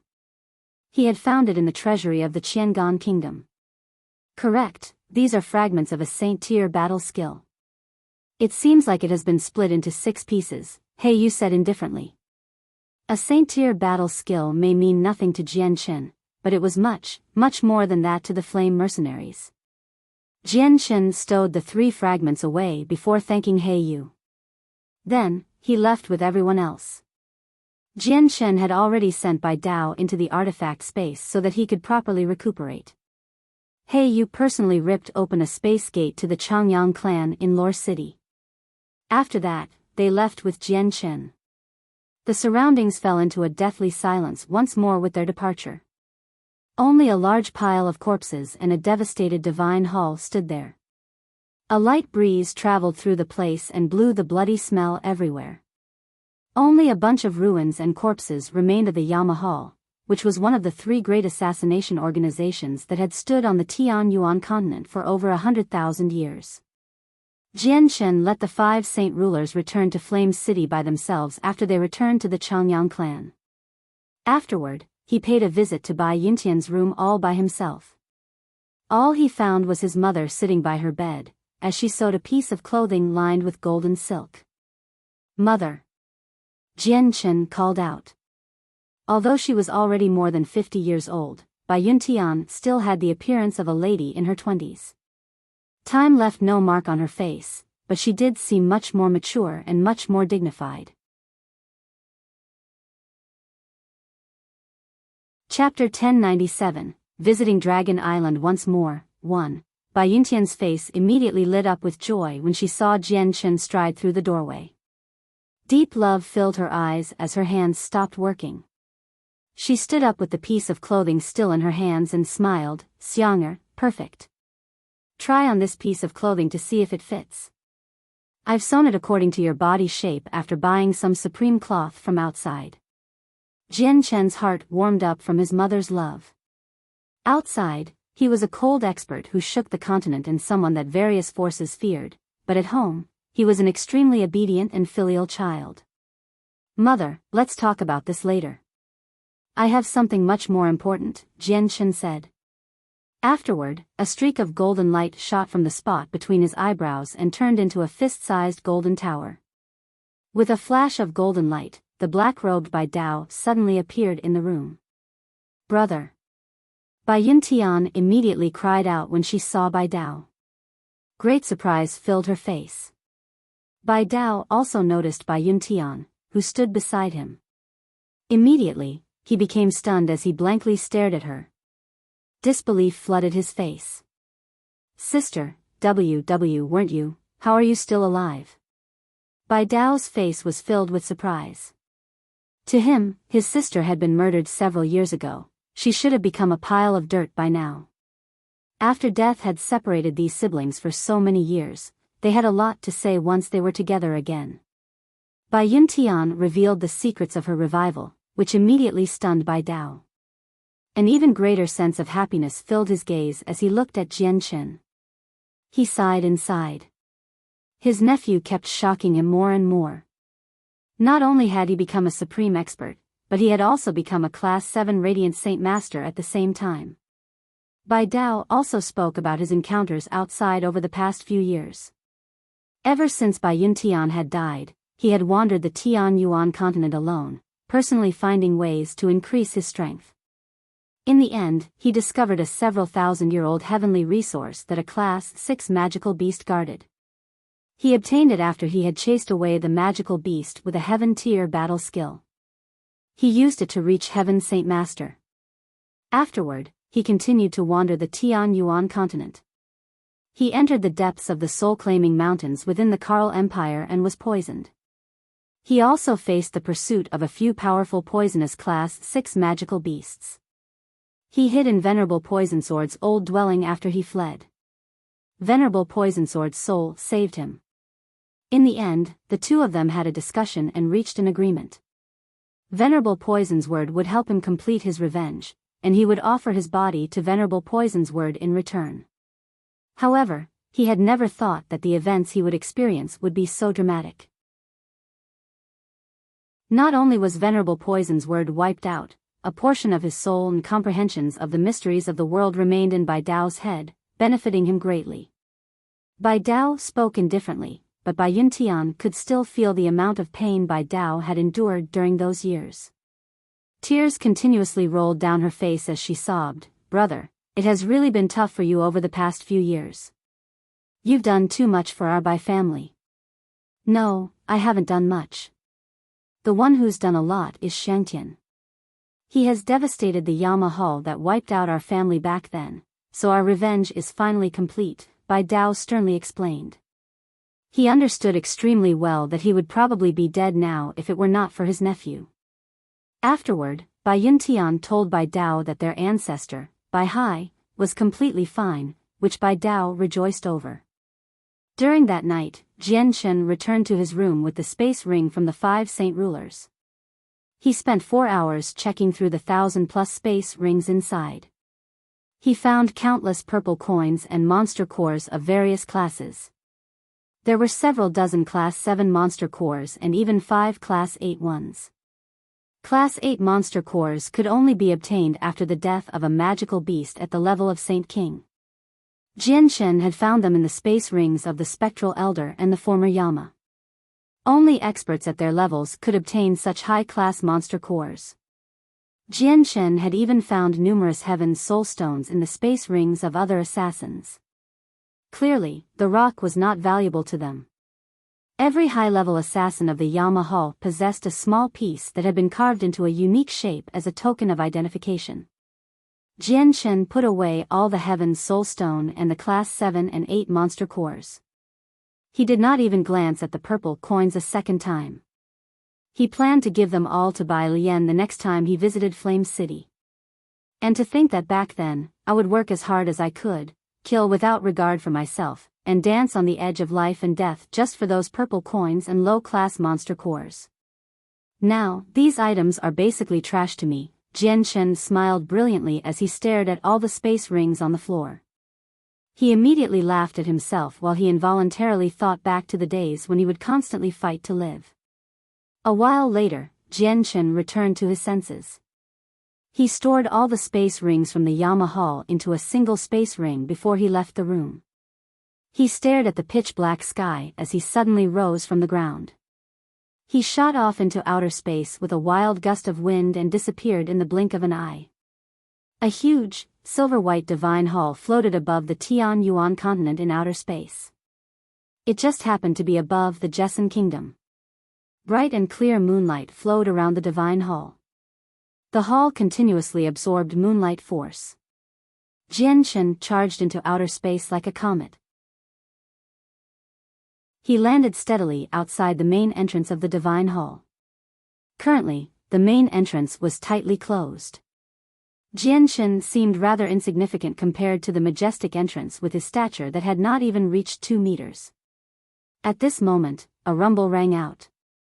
The closed door slowly opened and revealed a beauty in a white dress. She held a scepter and stood silently in the doorway. She was Yu Yu. Yu Yu sweetly smiled when she saw Jian outside the doorway. She hugged one of Jian arms intimately and softly said, "Jian, my master said you had come, but I didn't believe her at all. I didn't think you'd actually come. Have you come to see me?" Jian gently smiled. He said as he stared at Yu Yu's joyful face, "I've come specifically to see you. Cultivating is extremely boring, especially when you have to cultivate alone in outer space, so I was wondering if you could endure the loneliness." Yu Yu smiled even more sweetly. She looked at Jian with affection. "It is boring and lonely, but as long as I work hard, I won't drag you down once I become powerful. At that time, I can roam the world with you." Jian became stunned. He suddenly felt distressed for some reason, and the heavenly enchantress and Huang Wan quickly flashed through his head. He owed Yu Yu far too much. I promise you that once I deal with all my matters, I'll hold a grand marriage with you in the Jesson Kingdom," Jian swore to Yu Yu. This was something that had originated from the bottom of his heart. "All right." Yu Yu nodded her head slightly as she happily smiled. Afterward, she sat down on the door sill and hung onto Jian arm, staring at the huge moon in a daze. Jian and Yu Yu sat together on the steep door sill in cold and silent space, gazing at the stars in the distance. That night, the two of them did not say much. It was pure silence while they carefully cherished this lovely moment. The next day, Jian unwillingly bid farewell to Yu Yu. Then, he returned to the Changyang clan.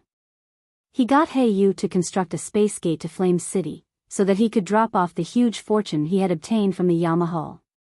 After that, he described the materials needed for the Azulite swords in detail to Bai Lian, so that she could use the entire organization's power to search the continent.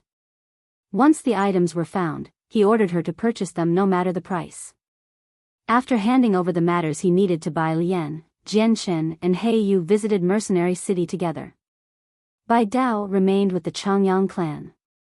He had just obtained a portion of Venerable Poison Sword's powers, so he needed quite a bit of time to absorb it. Only then would it become his own power. Rui Jin and Hong Lian entered the Saint Artifact. They would only appear by Jian side when he needed them, while He Yu remained outside to accompany Jian. Mercenary City warmly welcomed Jian once he arrived. He met with the Grand Elder without any obstructions. Jian could clearly feel an odd presence on Tianjian at this time. He could closely sense that Tianjian's vitality was leaking away at an extremely slow rate. Jian knew that Tianjian had approached the end of his life long ago. Saint Kings only had a lifespan of 6,000 years, and Tianjian had reached Saint King 5,000 years ago. Coupled with the time he had spent cultivating before he had reached Saint King, there was not much more of his 6,000-year lifespan left. Jianchen suddenly felt a deep sorrow within him. Tianjian had helped him too much before. He had begun to view Tianjian as his own family member long ago, so he just could not bear to helplessly watch Tianjian leave him. However, he was unable to change Tianjian's fate with his current powers. Jianchen, I've already learned about the matters with Mingdong. Thank you for earning such a great opportunity for Mingdong. Tianjian's white clothes fluttered in the wind. He remained as free and approachable as before. Although Mingdong was not connected to Tianjian by blood in any way, Tianjian still treated him as his own son because of the connection of his ancestor. Jianchen stared deeply at Tianjian as his emotions became complicated. He secretly sighed inside and avoided the topic of Tianjian's lifespan.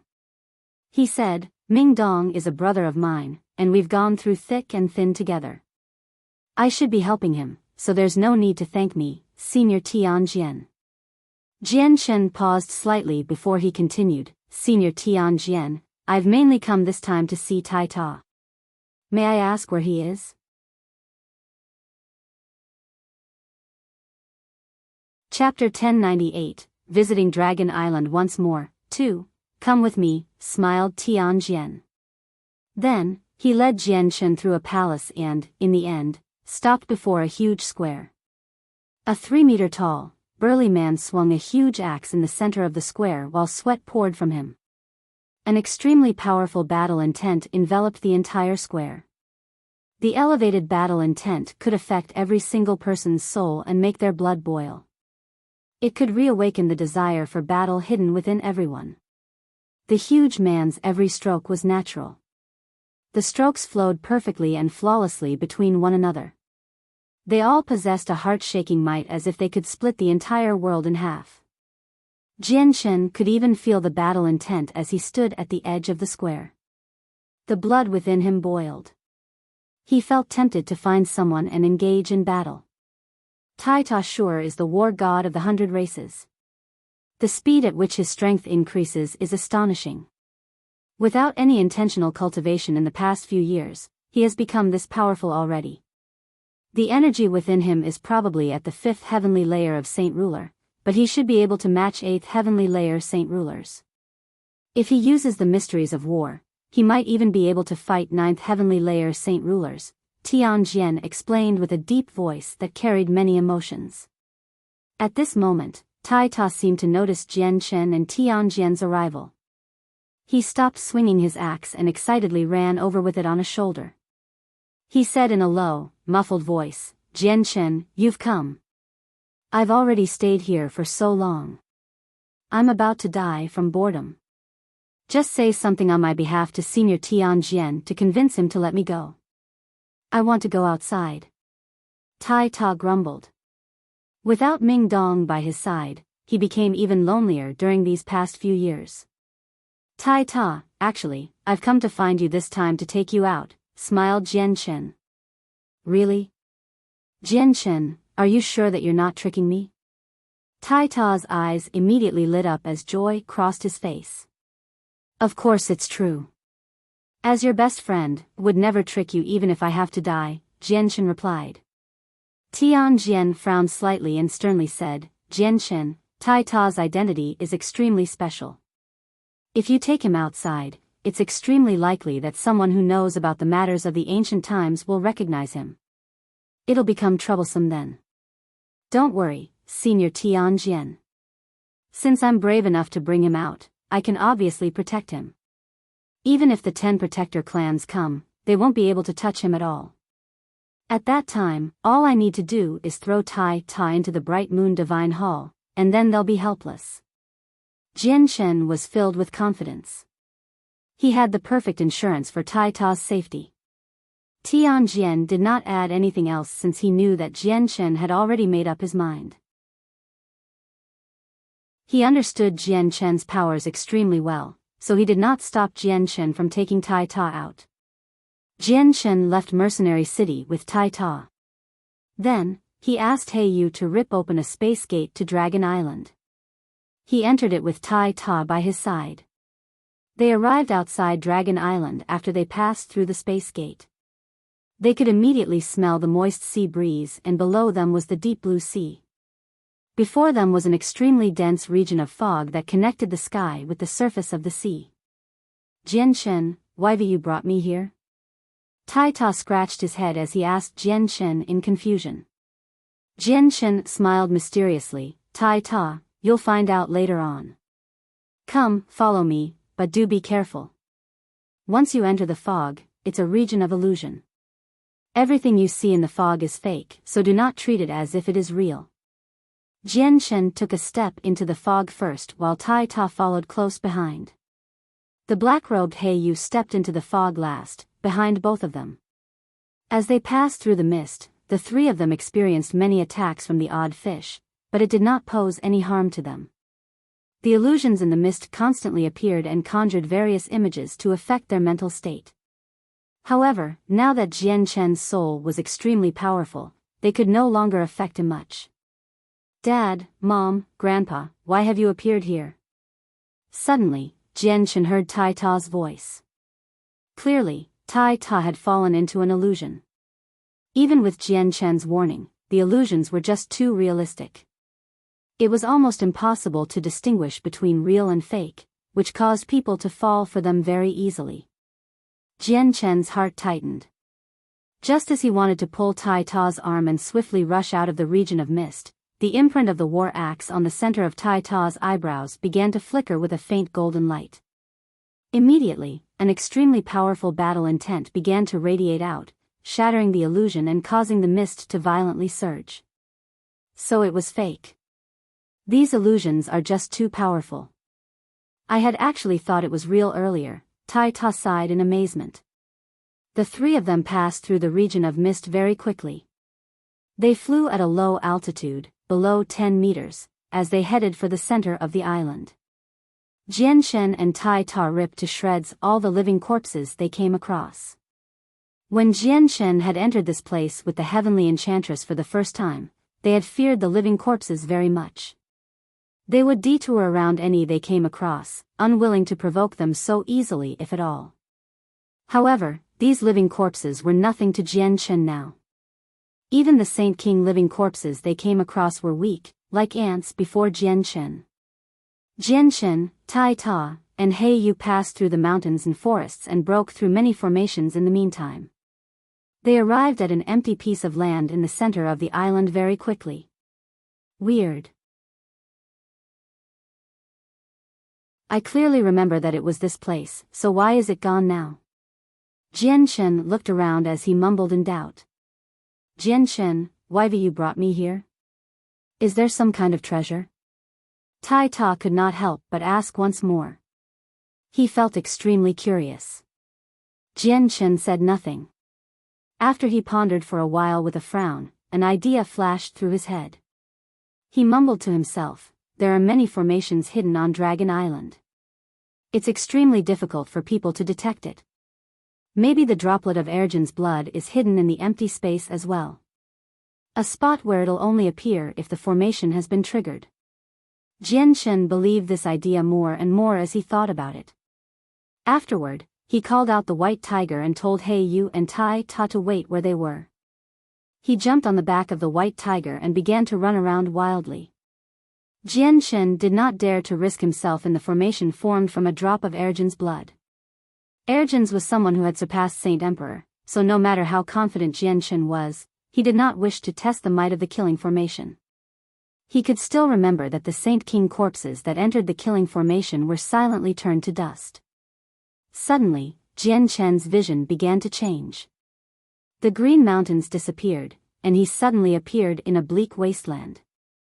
There was no vegetation, and it stretched as far as the eye could see. No one knew just how large it was. This is the place, Jian Shen rejoiced inside and immediately thought of the previous war god he had encountered here. A surging battle intent suddenly filled the bleak world and completely engulfed the region. It seemed to have become its own domain. A condescending aura filled the battle intent, as if only the owner of the aura was supreme. Jian Shen had rarely ever come across such a powerful battle intent. It seemed to possess a terrifying might that was able to rip through space and destroy worlds. Bang! Bang! Bang! With a series of booms, the ground began to violently tremble, like an earthquake was occurring. A golden figure appeared on the edge of Jian Shen's vision. The figure possessed great stature and was clad in golden armor.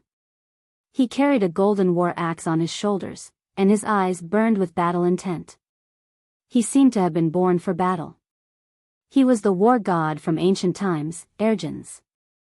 Even though he was conjured from a droplet of blood, he still possessed the might of a war god. Jian Shen's body shook, and he immediately paled. Every step taken by Ergens seemed to land on his heart, which made Jian Shen feel like his heart was about to shatter. Jian Shen's senses were much more powerful than before since this was his second time experiencing this formation. Although he possessed strength that rivaled 7th heavenly layer Saint Kings, he felt fragile before the golden figure. He even felt disillusioned, where even Saint Emperor who fell into the formation would not be able to face Ergens. Although the differences between Saint Ruler, Saint King, and Saint Emperor were huge, they all belonged to sainthood. Ergens had surpassed Saint Emperor and stepped into the Origin Realm. The Origin Realm and sainthood were two completely different realms of cultivation. The differences could be described as chasms. The difference between Saint Emperors and those in the Origin Realm were akin to Heaven's Saint Masters and Saint Rulers. "Xiao Bai, let's leave, quick," Jian Shen called out to the White Tiger. The battle intent had already locked onto him and had rendered him motionless. Seriousness also filled the White Tiger's eyes. After the supreme battle intent enveloped it, it too could feel the strength of the opponent. The White Tiger immediately growled and leaped out of the formation without any obstructions. As the White Tiger pulled Jian Shen out of the formation, the surrounding scenery returned to its previous state. The space behind them rippled violently. They could clearly see a droplet of golden blood floating in the middle of the air. "Tai Ta, come quick," Jian Shen called out to Tai Ta, who was quite far away. Tai Ta and He Yu immediately shot over from afar and arrived before Jian Shen with a few steps. The two of them gazed unblinkingly at the droplet of golden blood that hung in the air. "What is this? I actually feel a fear that originates from the depths of my soul. It makes me tremble, and I can feel an extremely powerful and pure energy hidden inside." He Yu closely stared at the golden droplet of blood. He felt extremely astounded since even Saint Emperor could not give him such an intense feeling.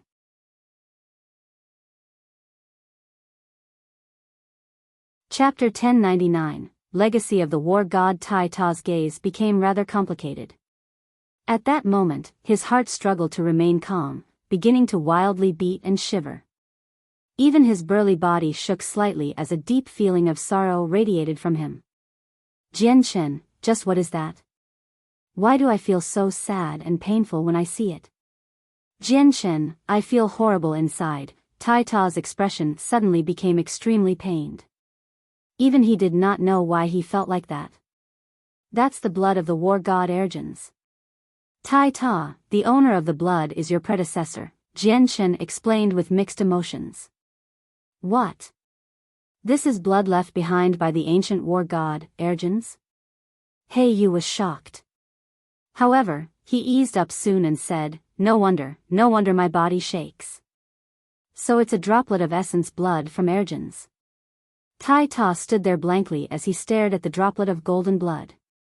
Two clear streaks of tears ran down his face. He was the new war god. Although he was different than the previous god, they possessed a similar bloodline that came from the same origins. Tai Ta seemed to see the previous war god leading his clansmen into war as he stood before the droplet of blood, searching for a safe place for his clansmen with all he had before dying heroically in a foreign land. A deep sorrow welled up in Tai Ta.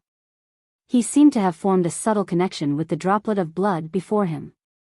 The space in front of him blurred and the golden droplet of blood became fainter and fainter, as if it would disappear into the empty space at any moment. The formation there would only be activated if someone entered it.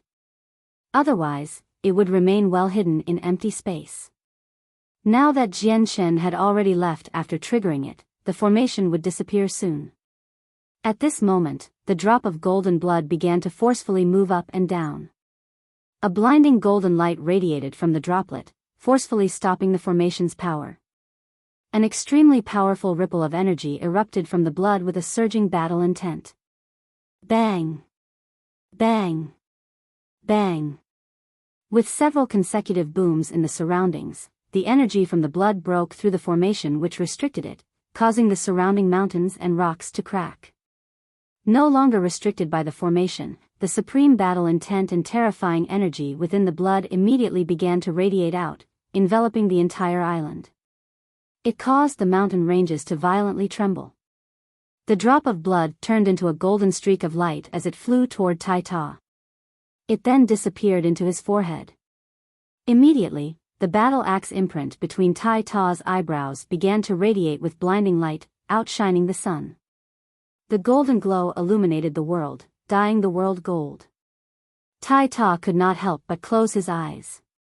His consciousness had already entered a bleak world completely enveloped by a supreme battle intent. However, not only did Tai Ta fail to find the battle intent to be uncomfortable, he found it to be extremely warm and comforting. The feeling was like a child who had entered his mother's bosom after leaving home for many years. 10 meters in front of Tai Ta, a man clad in golden armor stood with his arms crossed and with his back to Tai Ta. A supreme presence radiated from him, as if he was a god of the world. Tai Ta could not see the man's face, but he felt extremely close to the man. This closeness was hundreds even thousands times more powerful than what he felt with his parents. My name is Ergens. I am a member of the warring gods. Only those who are connected to me by blood can awaken this imprint, a heavy voice boomed through the world. It was powerful and contained a strong attack towards souls. Only those of the warring gods could withstand it. To think that the people of the warring gods are born from the world, blessed by the world, and inherit their abilities from the world. Our battle prowess is peerless, yet I died in a foreign battlefield in the end. What a pity, what a regrettable matter, a deep sorrow filled the world. This was the feeling that Ergens had left behind all those years ago. The magical beasts went too far. They invaded my homeland and chased away my citizens. I led my clansmen to fight the magical beasts, but I was forced to flee since I could not defeat the winged tiger god. I then turned to the Tianyuan continent, yet I was stopped by Mo Tianyun. To think that I was a warring god, possessing peerless battle prowess and abilities that came from the world itself, invincible against those at the same level of cultivation, but I was still not the winged tiger god or Mo Tianyun's opponent. What a joke, what a funny joke. I've already died, but I still worry about my citizens. New war god, go complete my final wish. Protect my citizens well and help them find an even more beautiful world. In return, I shall bequeath this drop of essence blood upon you. With that, Ergens' body suddenly shattered, disintegrating into countless fragments. The winged tiger god and Mo Tianyun are unfathomable. They have already broken through the limitations of life and survive with the world. They are eternal, so do not avenge me. The moment before Ergens had completely turned into fragments, another voice boomed through the sky. Afterward, Ergens completely disappeared and the bleak world loudly shattered apart. The fragments of Ergens were split into two portions. One consisted of fragments of memories that entered Tai Ta's soul, while the other fragments were the energy within the essence blood, which fused with Tai Ta's body. Immediately, Tai Ta felt many things appear in his head. These things were all the battle comprehensions of Ergens, containing many frighteningly powerful mysteries of war. The droplet of essence blood had already turned into a powerful energy that flowed through Tai Ta's body. Although there was very little of it, it was still energy left behind by Ergens. It contained vast amounts of energy of the world that had been compressed into a tiny droplet, so it was extremely terrifying and powerful. Just that tiny amount of energy was enough to rival a portion of all the energy within a saint emperor, enough to rival several saint kings. Tai Ta's entire body was coated by a blinding golden light. He continuously absorbed the memories of Ergens as the extremely pure energy flowed unceasingly into his body. It was converted into Tai Ta's own power at an unbelievable rate. Warring gods were birthed by the world and were richly endowed with advantages. As Ergens possessed the same bloodline as Tai Ta, there were no backlashes or consequences for Tai Ta as he increased his strength through the energy Ergens had left behind. Tai Ta's presence rapidly strengthened, and the power within him increased quickly as well. He went from the 5th heavenly layer to the 6th heavenly layer very quickly, and not only did his rate of increase fail to show any signs of slowly down, it instead skyrocketed, becoming faster and faster. Jian Shen and He Yu stood 30 meters away as they stared at Tai Ta unblinkingly, silently watching over him. Looks like Ergens' drop of essence blood is being absorbed by Tai Ta. This is a droplet of blood left behind by someone who has surpassed Saint Emperor. The energy hidden inside is so terrifying that it can even injure Saint Emperors, yet Tai Ta's obtained it so easily. He Yu emotionally sighed as he looked at Tai Ta with some envy. I've guessed correctly. Ergens' droplet of blood really is extremely beneficial to Tai Ta. Now that Tai Ta has come across this item, I wonder what level his strength will reach. Jian Shen was filled with anticipation. 7th heavenly layer. 8th heavenly layer. 9th heavenly layer. Tai Ta's strength skyrocketed at an incomparable pace. In just half a day, he reached the 9th heavenly layer of Saint Ruler from his original 5th heavenly layer, bypassing 4 lesser cultivation levels. Jian Shen clenched his hands as he stared at Tai Ta without blinking at all. Although Saint Ruler and Saint King both belonged to sainthood, the difference between the two was still very great. He wondered if Tai Ta could borrow the energy within the blood to break through the barrier of the 9th heavenly layer and reach Saint King. Tai Ta's presence at the 9th heavenly layer slowly increased.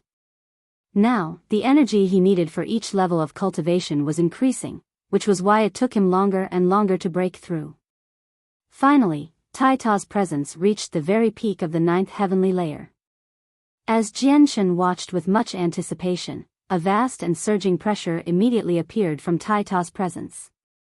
It was extremely weak at first before quickly strengthening and blanketing the surroundings. At the same time, the supreme battle intent sandwiched within the presence underwent a qualitative change, becoming much more powerful than before. Suddenly, a golden streak of light cut through the sky. It passed through the forbidden altitude of the Dragon Island and landed accurately in between Tai Ta's eyebrows, on the imprint of the battle axe. This was the world passing on its teachings. Warring gods were born from the world and were blessed by the world. Every time they entered a new cultivation realm, the world would pass on teachings. Tai Ta subconsciously raised his head and pointed the imprint at the sky. He accepted the teachings of the world as mysterious information appeared from the void, entering between Tai Ta's eyebrows through the golden streak of light. In a desolate continent, a group of life forms vastly different from humans inhabited the land. There were 10-meter-tall giants as well as handsome and pretty winged elves with pointy ears. There were also dark-skinned dwarves that were no taller than a meter, and even rock men completely made from stone. The continent was known as the Wasteland Continent, home to the 100 races. It was inhabited by a myriad of races, not just a single race like humans. However, there were some races who seemed extremely similar to humans. At the center of the continent stood a mountain range that reached into the clouds. It was barren, without any vegetation. There were odd rock formations that stood around the dangerous terrain. It was unscalable. At the highest peak of the mountain range, a divine golden hall radiated with blinding light all year round. It stood there silently and radiated with a simple but ancient presence. It had existed for countless years and was almost as old as the ground.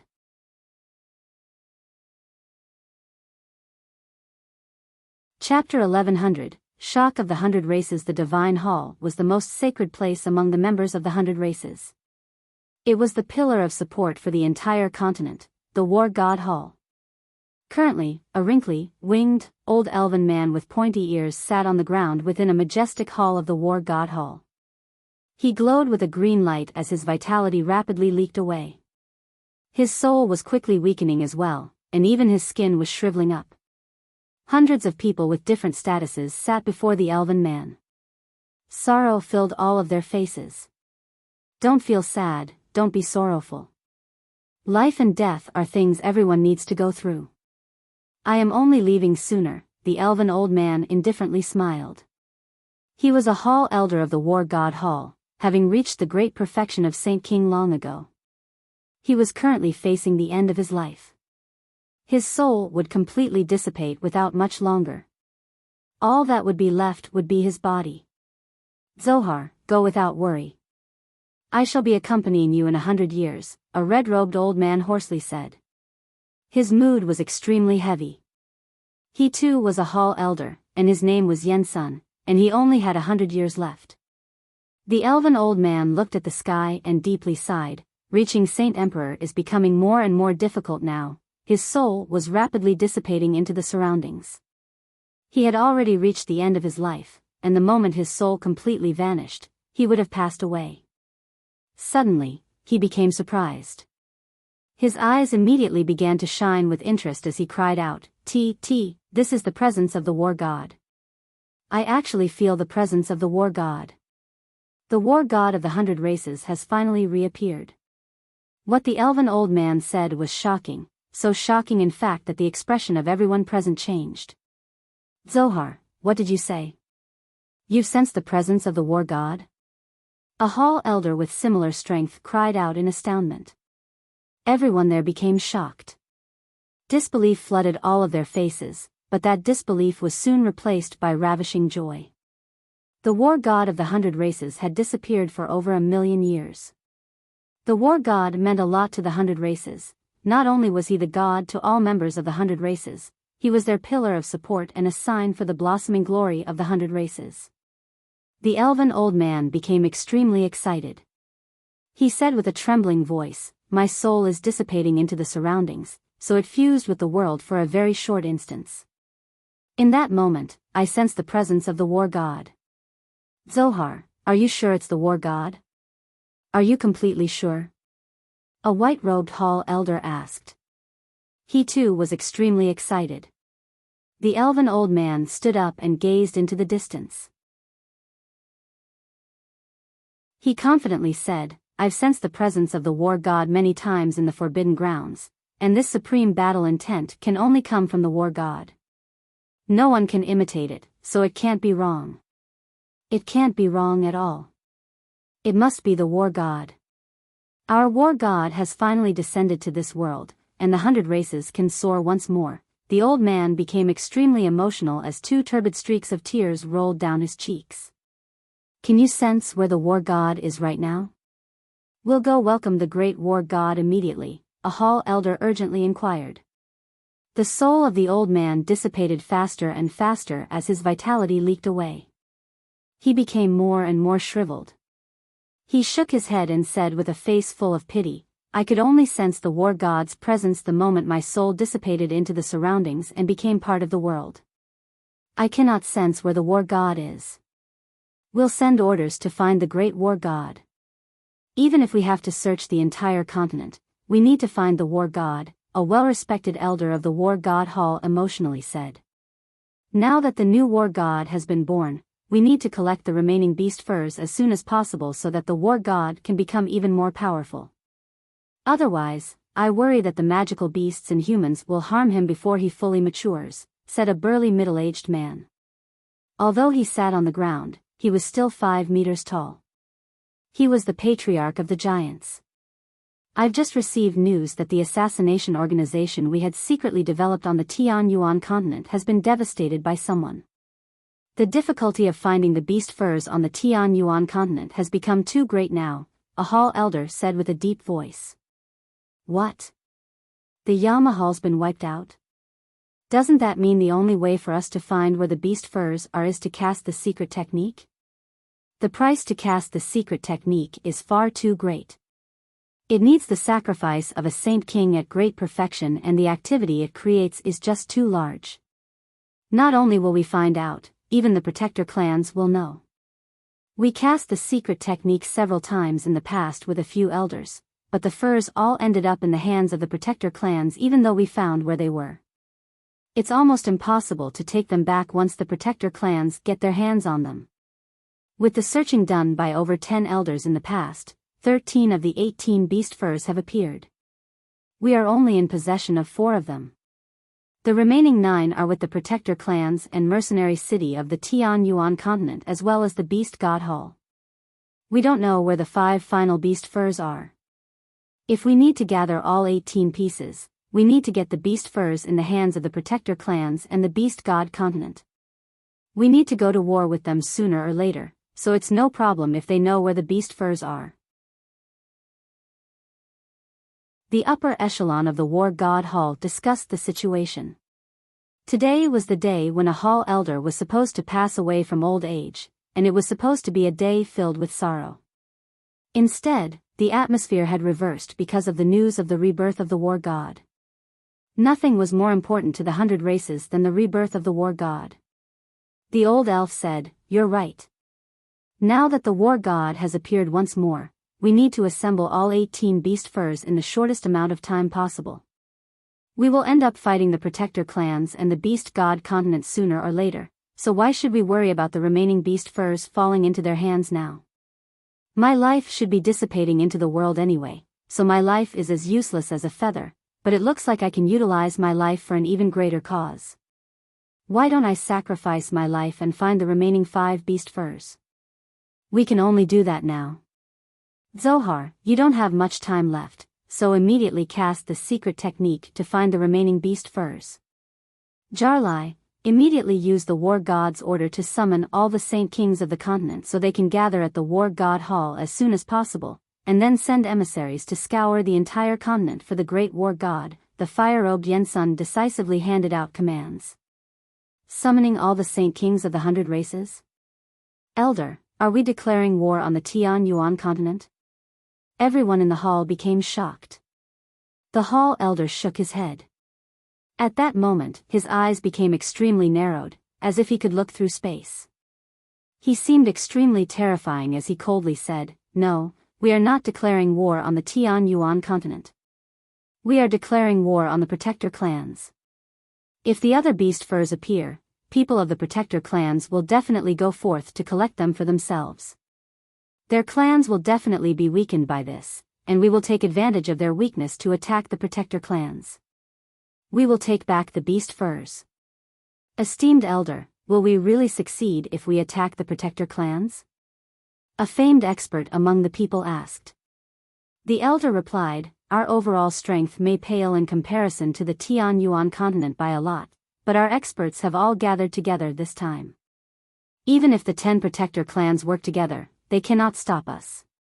On the Tian Yuan continent, the 10 protector clans and mercenary city were the supreme rulers without a doubt, but there were also many ancient clans and large organizations other as well as quite a few hermit experts who resided in desolate regions.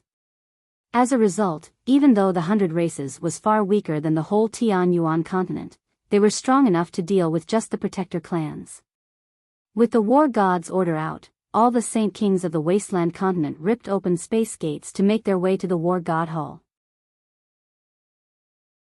Although many of them were very far away, traversing the distance was just as easy as breathing for the saint kings. Very soon, over 200 saint kings gathered at the war god hall. It was a huge number, all the saint kings of the 100 races. Yensun was a hall elder of the war god hall. He had reached the great perfection of Saint King many years ago and had already lived for 6,000 years. He had 100 years left before the end of his life, which was why he possessed such great prestige on the continent. He was one of the few who stood at the very top among the 100 races. He explained the rebirth of the war god as well as the plan to search for the beast furs, informing everyone. All the experts that had gathered there became extremely excited when they heard that the war god had been reborn. Some of the older members had even begun to uncontrollably cry. At the same time, the Elven Hall elder sacrificed his life to cast the secret technique to search for the beast furs. The map of the Tian Yuan continent appeared in the empty space before him and constantly grew. In the end, a city and an ancient mountain range appeared as 2 golden balls of light constantly flickered in the 2 images. The elven elder's body quietly turned into ash after casting the secret technique. Even his skeleton was not left behind, but his soul had already dissipated. All that was left was his will. Most of my energy has already dispersed, so I could only find 2 of the 5 beast furs. The 3 others have been obstructed by a mysterious force, so I couldn't find them. However, I am certain that the 3 of them are together.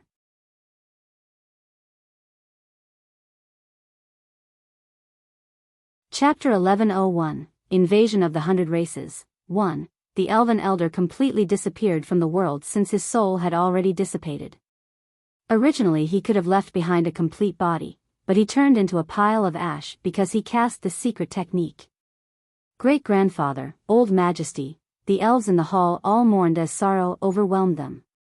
Elder Yensun stood silently in tribute to the elf a little longer before quickly dismissing his emotions.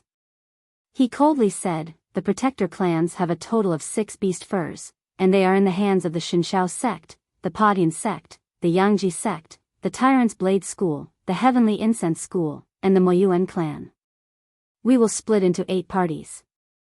2 will go take the 2 beast furs that have not been claimed, while the remaining 6 will attack the 6 Protector clans. Remember to bring the forbidden artifacts to counter the Emperor armaments of the Protector clans. Mercenary City has the protection of a barrier spirit, so it's extremely tough. Once we obtain the 6 beast furs from the Protector clans, we will work together to use the forbidden artifacts and break through the barrier spirit's defenses."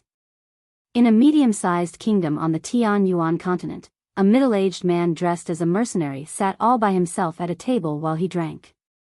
His appearance was ordinary, the type where he would not raise any attention if he was thrown into a crowd. However, he radiated with a ferocious presence, deterring the other drinking mercenaries from approaching him. Although the man was only an Earth Saint Master, he was considered one of the rare experts in a medium-sized city. No one was willing to provoke him easily. Suddenly, the space ring on the man's finger began to glow with a blinding white light. A palm-sized piece of fur flew out and shot high into the sky, radiating with a vast energy.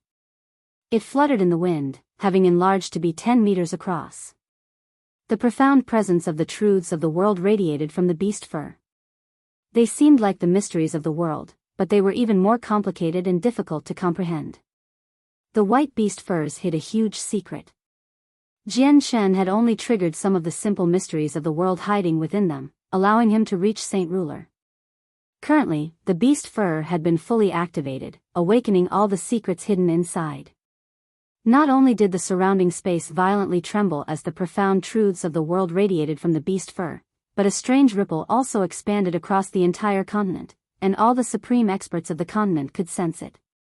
An ancient clan stood in some ancient mountains. There was a similar, 10-meter-long beast fur floating in the air.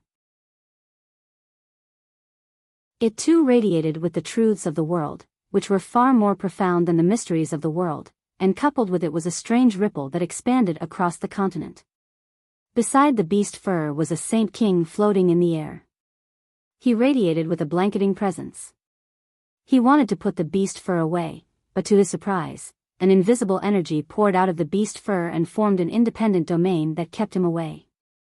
He could not approach it even with his strength. Just what are the origins of this odd beast fur? What are the secrets hidden within it? The Saint King growled as he felt panic-stricken inside. The beast fur had caused too great of a disturbance, and he worried that it would attract other great experts. In the Pure Heart Pavilion of the Protector clans, the sect master Wuchenzi stared into the distance with her steady eyes as she murmured, "The 100 races have actually cast the secret technique again in search of the fur from the winged tiger god. Sigh, it's very difficult for them to assemble all 18 pieces, so why bother?" The great elders that were currently cultivating in the Changyang clan snapped open their eyes at the same time. With a movement, they disappeared from their rooms, reappearing in the conference hall within the Divine Hall. Some heaven-defying treasure must have appeared on the Tianyuan continent. That's why there's such a great disturbance.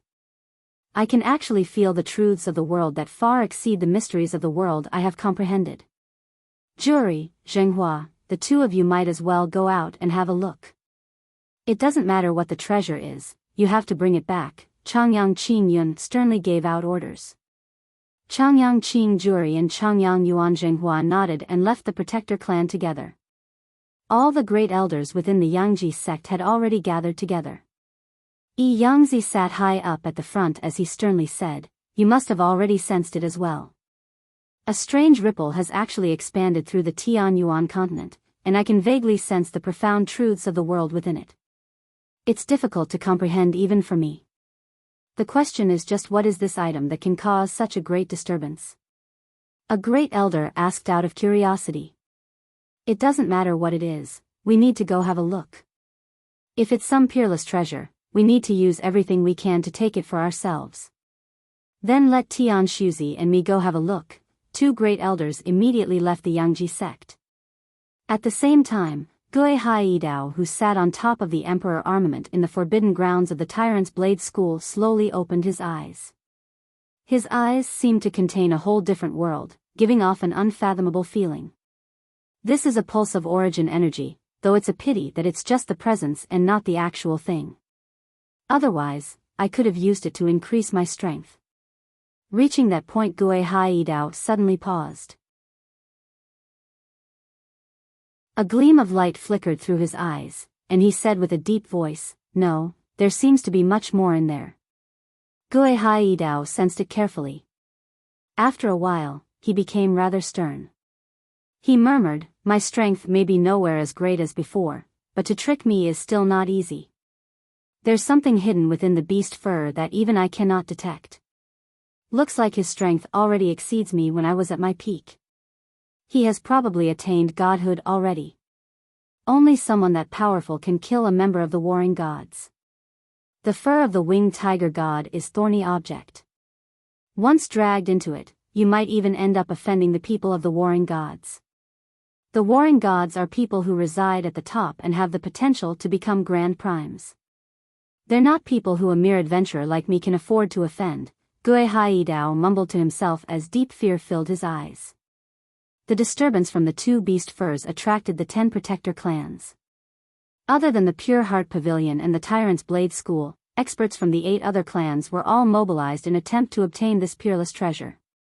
Quite a few large clans and organizations along with some ancient clans and experts who hid in desolate regions took part as well. They all traveled toward the two beast furs from various parts of the continent. The middle-aged man with the beast fur could no longer bother with drinking anymore in the medium-sized city. He immediately leaped out from the tavern and stared at the 10-meter-long beast fur in shock. His expression was filled with excitement as he murmured, "Treasure, treasure, it really was a treasure. I'm rich now." The beast fur fluttered several hundred meters in the wind as its terrifying ripples of energy alarmed everyone within the city. Immediately, a large number of mercenaries and merchants stepped out of their inns and stared at the sky in shock. Arg! A long roar rang out from afar as an Earth Saint Master shot into the sky, flickering with bright saint force. He wanted to take the beast fur. The mercenary originally in possession of the beast fur immediately fell into a rage when he saw this. He roared out furiously, "This is mine. Don't steal it from me." With that, he drew his saint weapon. Saint force surged out of his body as he charged toward the other Earth Saint Master. He wanted to obstruct him from taking the beast fur. The two of them began to fight very quickly. Although there were no Heaven Saint Masters in the medium-sized city, there were quite a few Earth Saint Masters, far more than just the two of them. As the two of them fought on equal ground, another 4 Earth Saint Masters leaped high up into the air. They shot toward the sky and flickered with powerful energy. However, the beast fur levitated at an altitude too high. It was several hundred meters up, and there was nothing in the surroundings that they could borrow to jump higher. It was impossible for them to achieve such an altitude with their strength as Earth Saint Masters, so the 4 of them fell down powerlessly once they broke an altitude of 100 meters. The Earth Saint Masters were all filled with an unwillingness to give in. No one wanted to give up on this treasure that they could tell was valuable with a single glance. They all roared out and used everything they had to jump once more. However, the highest they could reach was 200 meters, still quite far from the beast fur. God damn it, why is it floating so high? An Earth Saint Master swore furiously. He was filled with a strong feeling of regret. At this moment, the space in the sky began to wildly distort. A space gate suddenly appeared and two white-robed old men with raised eyebrows stepped out. They can rip through space to create space gates. They're Saint Kings. A knowledgeable Earth Saint Master cried out. The appearance of the two old men immediately attracted everyone's attention. All the people in the city immediately fell silent when they heard the word Saint King. A dead silence filled the entire city as everyone glanced at the two old men together. Their eyes were filled with deep admiration and curiosity. Saint Kings were existences that stood at the apex of the Tianyuan continent. Not only were their numbers extremely few on the Tianyuan continent, it was difficult for an ordinary people to come across one even within a span of 1,000 years. These experts, without a doubt, were like gods to the mercenaries and merchants of the lowest level. They stood at the very top and were dignified and divine.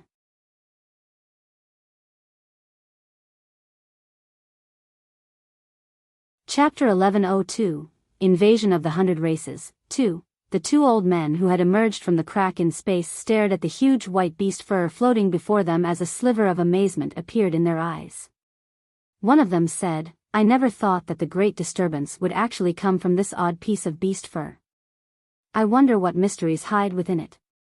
The other old man stared closely at the beast fur as he pondered. He said, "Weird. Why do I feel like this piece of beast fur is the same as the beast fur at the top layer of the treasury from our Shinshao sect? Just the size is different." The two old men were great elders of the Shinshao sect. Now that you mention it, it really does seem rather similar, but that doesn't matter. "We need to obtain it," said the other old man. He took a step forward and traversed close to 100 meters to reach the beast fur. At this moment, another space gate ripped open. Two bearded middle-aged men walked out in tight blue robes. A gleam of light immediately flashed through their eyes when they saw one of the Shinshao sect great elders reach toward it. One of them immediately punched out from afar.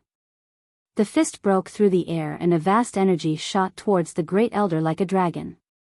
The second great elder of the Shinshao sect roared out.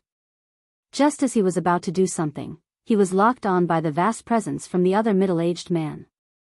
The great elder who tried to take the beast fur understood the strength of the punch. He became stern and gave up on the beast fur, striking out with his palm with lightning speed to deal with the punch. Without an expected boom, the two energies collided mid-air and actually nullified each other. They both vanished. They were only several hundred meters above ground, and there was a medium-sized city that reached into the millions right below them. If they struck out with all they had as Saint Kings, the residual energy would definitely wreak havoc upon the city below.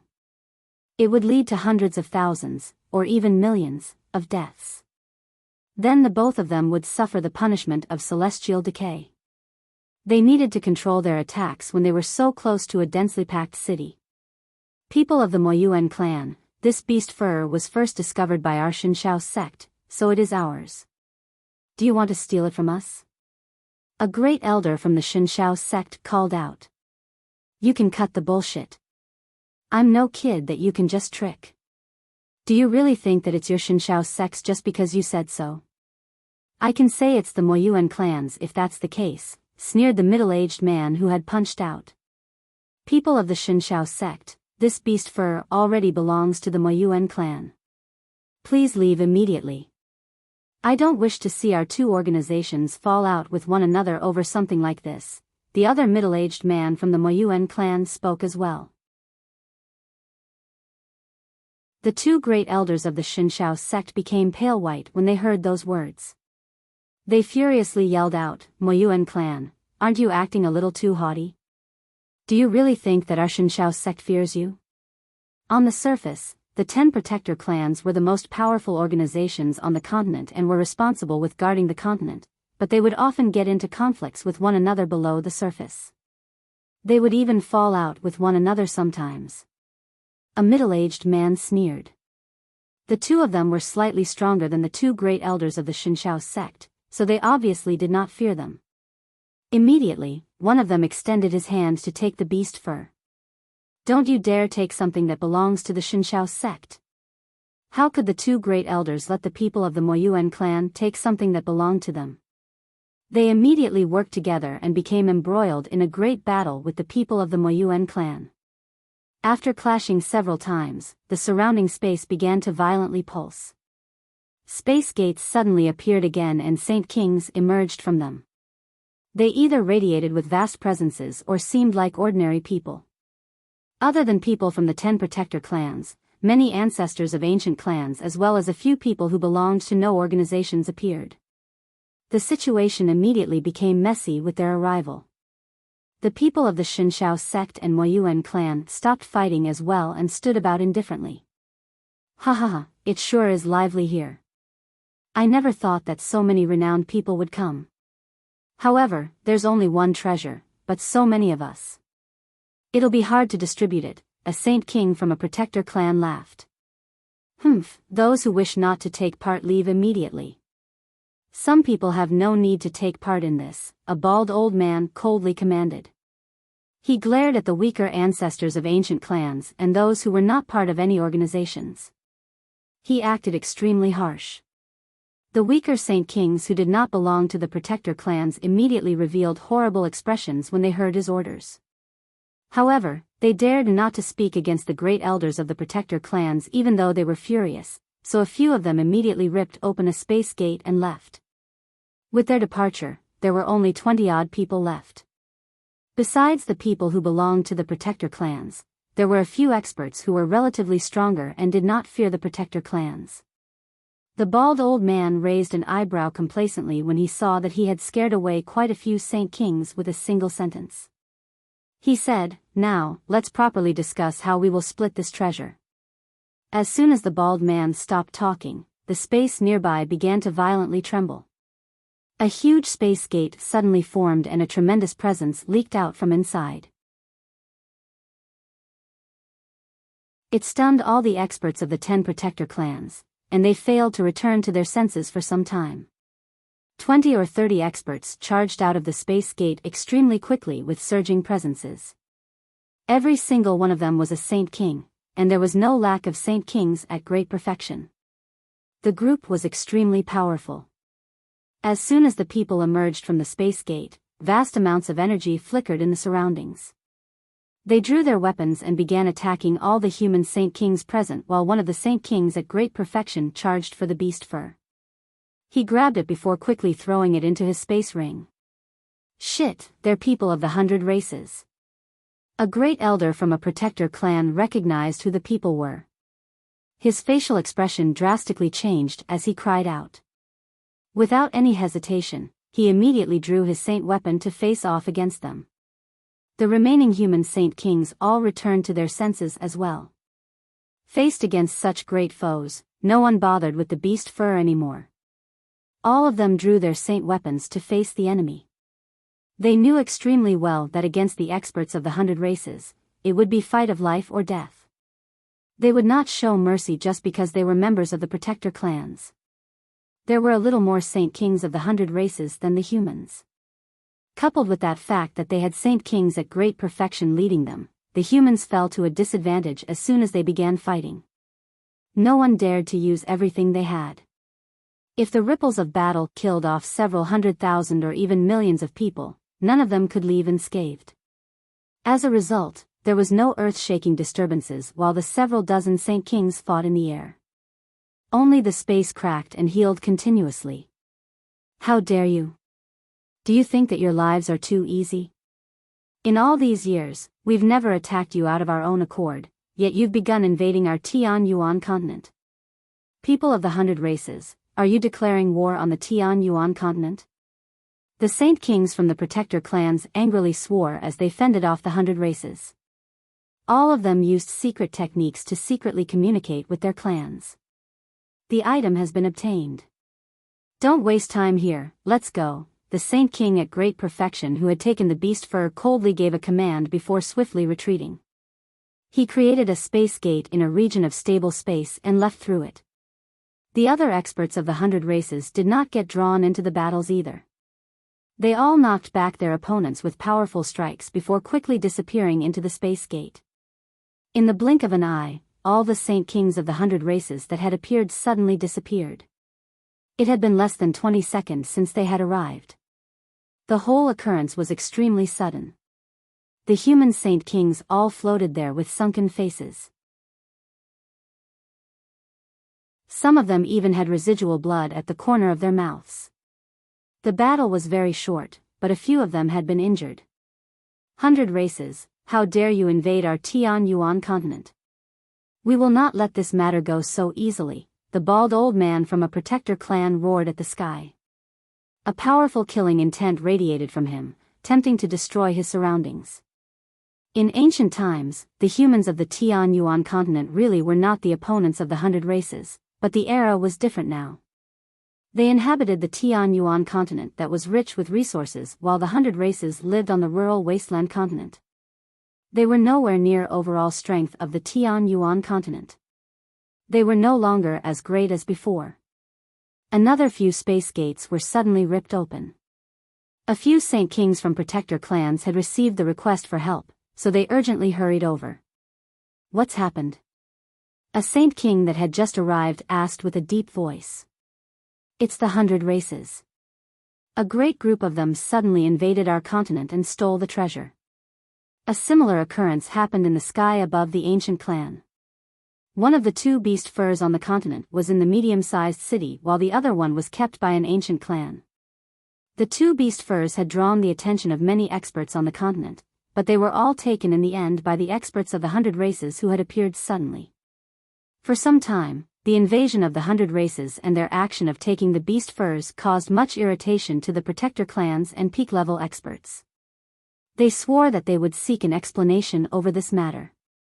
However, as the members of the protector clans discussed the matter of the 100 races, the other 6 parties had already gathered outside the Shinshao sect, the Padian sect, the Yangji sect, the Tyrant's Blade School, the Heaven's Incense School, and the Moyuan clan of the 10 protector clans. Although the places where the 10 protector clans resided were extremely well hidden, the clans' residences were not secret to the experts of the 100 races.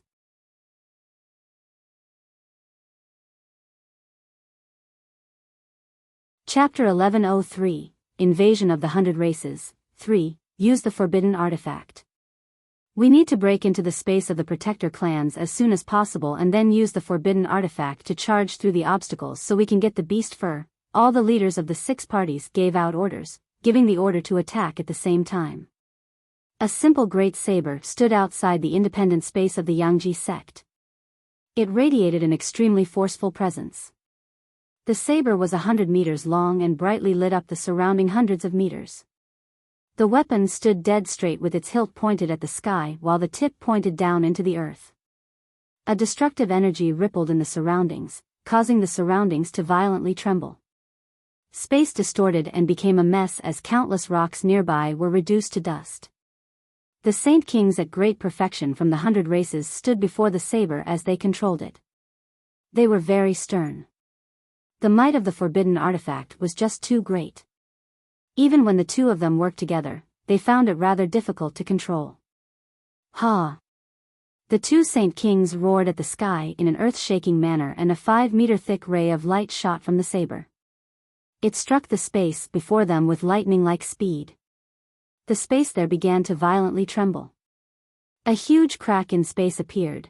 What was revealed was not the pitch-black depths of the universe, but a beautiful, smaller world. The independent space inhabited by the Yangji sect was punctured by the forbidden artifact, causing the entire place to violently jolt.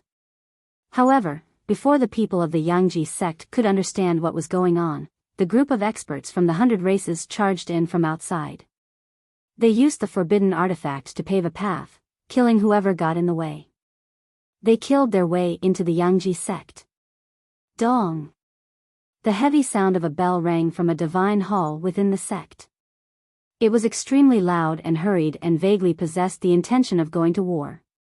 It had been countless years since this bell had last rang. It was not controlled by people, it was automatic, and it would only ring when the Yangji sect faced the invasion of enemies. In the most central divine hall of the sect, a few white-robed great elders walked out in surprise. They called out, "There, enemies invading." All disciples faced the enemies immediately. As soon as they said that, the great elders saw 30 saint kings rushing over with a forbidden artifact. It's the members of the 100 races. The 100 races has invaded our Yangji sect, and they've actually brought a forbidden artifact from the ancient times. The great elders' expressions drastically, no longer able to remain as composed as before. Use the Emperor armament in the forbidden grounds quickly and activate the encirclement of the 18 halls, a great elder called out. Without any hesitation, he shot off toward the forbidden grounds as fast as he could while the other great elders followed behind him. He wants to go activate the Emperor armament. Stop him. A cry rang out among the people of the 100 races. Immediately, a few of them broke from the group and pursued with lightning speed. However, this was still the lair of the Protector clan. There were many hidden dangers. The experts were suddenly stopped by a powerful sword chi that shot into the air, allowing the great elders to enter the forbidden ground successfully. We'll stop them from controlling the Emperor armament and keep them busy for as long as we can, a pursuing Saint King of the 100 races called out and charged into the forbidden grounds. He wanted to stop the Yangji sect great elders from activating the Emperor armament. Very soon, violent ripples of battle erupted in the forbidden grounds near the back of the independent space. The experts of the 100 races began fighting against the great elders in the forbidden grounds. On the other side, 2 Saint Kings at great perfection paved a path with the forbidden artifact. They lead a group of people as they hurried toward the divine hall in the center of the sect. During that time, saint rulers of the Yangji sect continuously flew up without any regard for themselves. They wanted to stop the advance of the 100 races, but they were all heavily injured without any exceptions. Most of their lives ended up dangling on a fine thread while some of them were even killed off. After all, the people who attacked the Protector clans this time were all the experts of the Wasteland continent. No matter how powerful the Protector clans were, it was difficult to fend off all the Saint Kings of the 100 races. Now was especially the case. 3 Saint Kings of the Yangji sect had yet to return because of the beast furs, so there was only 4 experts who remained in the clan. Faced against enemies that outnumbered them several times over, they were not their opponents. Even in their own lair, as a Protector clan, it was difficult for them to repel the attack. Boom! The entire space violently shook as violent energy shot into the sky, almost destroying the independent space. The group of Saint Kings had already began attacking the Divine Hall with their powerful forbidden artifact. They had found out that the beast fur was stored in the Divine Hall long ago.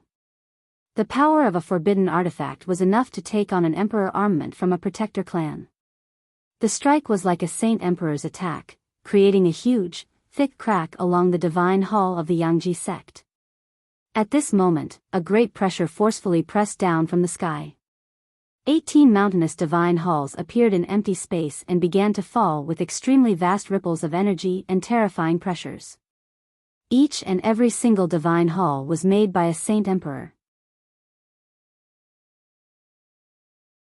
They were left behind by the Saint Emperor ancestors of the Yangji sect, creating an extremely powerful defensive formation to protect the Yangji sect. The 18 divine halls shined with a blinding light as the divine hall's energy circulated within them. The light formed an extremely obscure connection between all the divine hall, joining all 18 as one and strengthening their defense. It's the Yangji sect's encirclement of the 18 halls. This is their strongest defense, so don't get caught in it. Use the forbidden artifact to quickly smash through the encirclement, an old man who was controlling the forbidden artifact growled. Afterward, he assisted the other experts to send the forbidden artifact straight at the 18 divine halls in the sky. They struck out as hard as they could. The 100-meter-long saber fell as it emanated a dazzling light. It struck the 18 divine halls with an unstoppable force, but when they collided, no sound was produced at all. The might of the saber turned out to be like a rock thrown into the sea, absorbed by the 18 divine halls. A single forbidden artifact isn't enough to break through the defense. Everyone pour their strength and activate the second forbidden artifact. One of the people in control of the first forbidden artifact called out. Immediately, a vast, violent energy rippled in the surroundings. The second forbidden artifact was activated by the people of the 100 Races. It was a pitch-black war hammer, controlled by a dwarven Saint King and assisted by 3 other people. The black war hammer was not big, in fact, it could be described as exquisite. It was only 30 centimeters long, but it radiated with a presence that did not match up to its size at all. It turned into a black streak of light as it shot into the sky. The hammer and saber worked together, gathering the force of 2 forbidden artifacts to strike the 18 divine halls together. Finally, the amount of energy that the divine halls could absorb was reached, and with a rumble, all the divine halls violently shook.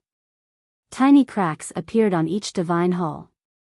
However, since the 18 divine halls shared their power, the cracks healed very quickly. The encirclement of the 18 halls continued to press down. Its tremendous might caused the space below to twist, as if it were about to shatter. Even Saint Emperors will struggle to break free once caught in the encirclement of the 18 halls.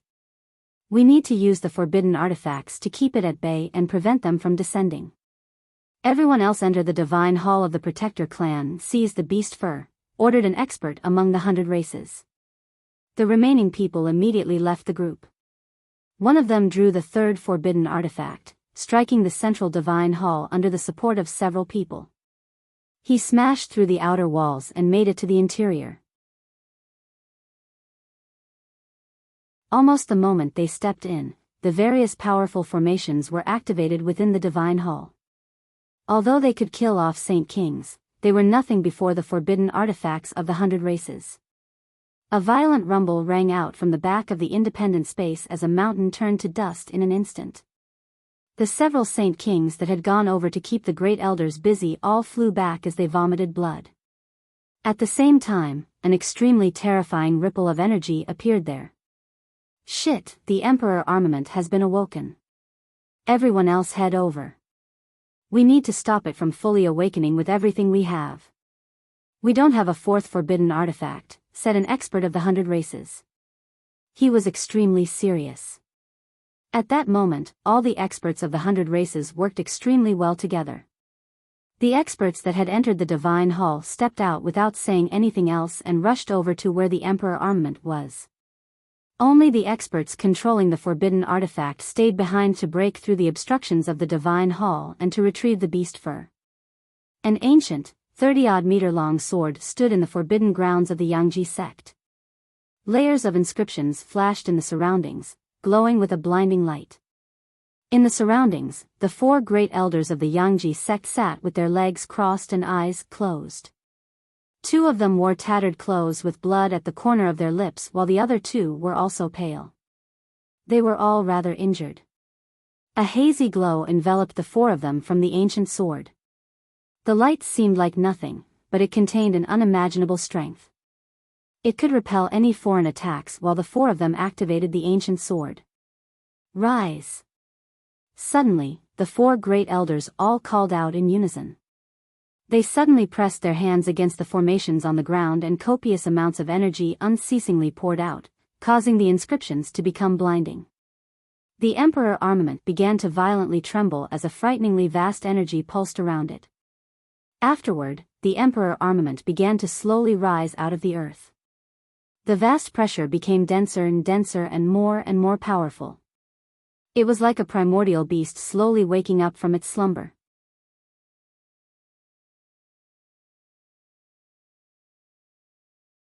Chapter 1104, Power of an Emperor Armament. God damn it.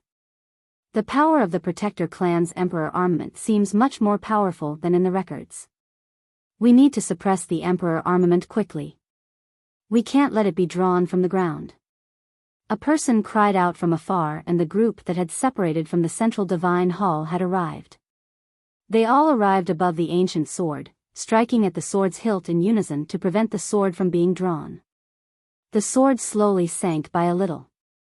With that, the 4 great elders of the Yangji sect looked at each other before spitting out a mouthful of essence blood at the Emperor armament, which led to an even more violent eruption of the Emperor armament's energy, and it stopped sinking. It began to be pulled out bit by bit once more, but it was much slower than before. 20 experts of the 100 races called out together as they used everything they had to suppress the Emperor armament.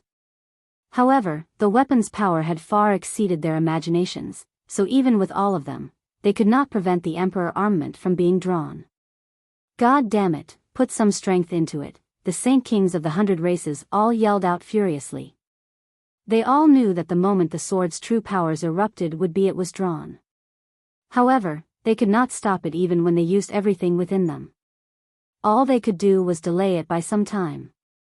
The space of the Protector clan began to tremble more and more violently. Great thick cracks littered the space around, slicing the space into a bunch of shapes. The independent space of the Yangji sect was approaching its limits while the World Gate had been opened long ago. Many people hurriedly fled through it. Booms constantly rang out as the 2 forbidden artifacts fended off the encirclement of the 18 halls. The forbidden artifacts constantly struck out, preventing the 18 halls from descending, while the 3rd forbidden artifact continuously worked its way through all the obstacles in the central divine hall, charging toward the location of the beast fur. The important divine hall that held all the power had already been reduced to a mess after standing for countless years in the Yangji sect. The 4 elders did everything they could to draw the Emperor armament in the forbidden groans. 20 Saint Kings levitated above it, suppressing it together, but all they could do was slow it down from being drawn. As the Emperor armament was slowly drawn out of the ground, the sword tip grew closer and closer to the surface of the earth. The experts of the 100 races could only panic even more with the current situation. The Emperor armament's too powerful. We can't last much longer. Hurry up. One of the people suppressing the Emperor armament yelled out. It was very loud and was heard by those who controlled the forbidden artifact in the central divine hall. The experts in the divine hall had already reached the top floor with their 3rd forbidden artifact. They stopped before a heavy stone door, and above the stone door was a simple word, carved deeply, treasury. The beast fur is in there. Let's use the forbidden artifact to quickly break through this door, called out a Saint King. Then, all of them pooled their strength together to constantly strike the door with the weapon. However, the door was extremely tough, and only a tiny crack appeared after 3 attacks from the forbidden artifact. Don't stop. We need to give everything we have and use all the power in the forbidden artifact, one of them yelled out. Immediately, he poured whatever strength he had left into the forbidden artifact. Under the desperate push from the great elders, the ancient sword was finally drawn from the ground against the resistance of 20 Saint Kings. Its tip was clearly revealed under the sunlight, and immediately, a boundless presence gushed forth. All the Saint Kings of the 100 races felt their hearts tighten. The 4 great elders continuously formed hand seals, using a secret technique to control the Emperor armament. A terrifying ripple of energy immediately erupted from the Emperor armament, knocking away all the Saint Kings above it. Afterward, the Emperor armament made half a turn in the air, causing its hilt to face the ground. The 4 great elders just happened to be standing below the hilt. Experts of the 100 races, I'll make you pay a good price for invading our Yangji sect. A great elder furiously roared out. The 4 of them controlled the Emperor armament together as they swung it toward the 20 Saint Kings with a devastating might. The Emperor armament was much more powerful than the forbidden artifacts. With a single stroke, space was immediately annihilated, and the whole place began to crumble. The independent space could no longer withstand the attack. The 4 great elders dismissed all other thoughts. All they wanted to do was slaughter all the experts of the 100 races to wash away the disgrace. The 20 Saint Kings' expressions all drastically. They were frightened by the presence of the Emperor armament as an invisible and mysterious force trapped them. Their movements became sluggish, as if they were stuck in mud. Do not disperse, everyone. Gather together and use your strongest attack to repel the Emperor armament, or we're all dead, a member of the 100 races yelled out. The surrounding energy began to surge and a 100-meter-tall giant appeared behind him. The figure was covered with muscles, filled with explosive force. This was a ruler of the giants. He was renowned and was once an extremely terrifying Saint Emperor, supreme among the giants. He was an avatar conjured by a giant through a secret technique. At the same time, another 100-meter-tall avatar appeared. It was a beauty who seemed to be in her 20s, radiating with an otherworldly presence. She seemed to have transcended mortal affairs. She was divine and noble while 6 clear wings stood behind her. She was the elder goddess that had always only existed in the legends. She had never appeared throughout history, so no one knew whether she had actually existed or not. The other experts all began to use abilities and secret techniques to conjure their ancestors shortly after, working together to repel the Emperor armament. Several ancestors of various races and figures from various folklore were conjured by energy. They varied in appearance, but they all possessed a vast and tremendous energy to repel the Emperor armament. The Emperor armament swung out in front of them, colliding with the various secret technique and abilities with an unstoppable force. As the two supreme energies collided, the sky began to shake. The independent space collapsed at a faster and faster rate. The avatars conjured by the experts were all destroyed, and they all vomited blood as a result. They flew back uncontrollably, all now heavily injured. The power of a protector clan's emperor armament was just too great. Only saint emperors could rival it, so it was not enough even when all of them worked together. In the center of the sect, several saint kings continued to use the forbidden artifacts to deal with the encirclement of the 18 halls. At that moment, the 18 divine halls suddenly began to shine with a blinding light, and a powerful but gentle energy poured out from them. This energy fused into the space, temporarily stabilizing its collapse. The Emperor armament was levitating again in the forbidden grounds. It radiated with a frightening might as it charged toward the 20 people under the control of the 4 great elders. Let's not take it head-on. Let's go. Personally experiencing the power of the Emperor armament, the 20 Saint Kings no longer wanted to face it head-on. They all fled in the direction of the forbidden artifacts. The Emperor armament pursued them as it flailed about with a devastating pressure. "We'll send a forbidden artifact to fend off the Emperor armament," the Saint King at great perfection said as he controlled the saber. He directed the saber with his companion to face off against the Emperor armament. The forbidden artifact collided with the Emperor armament with incomparable force. This was a clash between the two strongest weapons of the two races. With a boom, the two weapons brutally struck each other. The devastating ripple of energy was undoubtedly terrifying, causing the realm around them to collapse even though it had just been stabilized. The forbidden artifact was knocked back in the clash, and the two Saint Kings at great perfection both vomited blood. They stumbled back, now heavily injured. The encirclement of the 18 halls gave up on trapping the group of people from the 100 races. They flew high up into the air and fell in 18 different locations. Their powers were connected and enforced one another, so they were one whole unit, forcefully stabilizing the independent space. They stopped the space from collapsing any further. The second forbidden artifact was freed up since the 18 divine halls stopped attacking. Now 2 forbidden artifacts could fend off the Emperor armament. They were embroiled in a tough struggle where they were equally matched. The surrounding space became extremely tough with the protection of the 18 divine hall, forcefully receiving the terrifying residual energy from the battle between the 3 weapons. At this moment, 3 loud whistles shot through the air. The 3 great elders had returned. They shot past the light barrier from the Emperor armament and fused their strength with the other 4, resulting in 7 people controlling the Emperor armament. Even the great elders had no idea just how powerful their Emperor armament was, since even when they all worked together, they could not utilize its full power.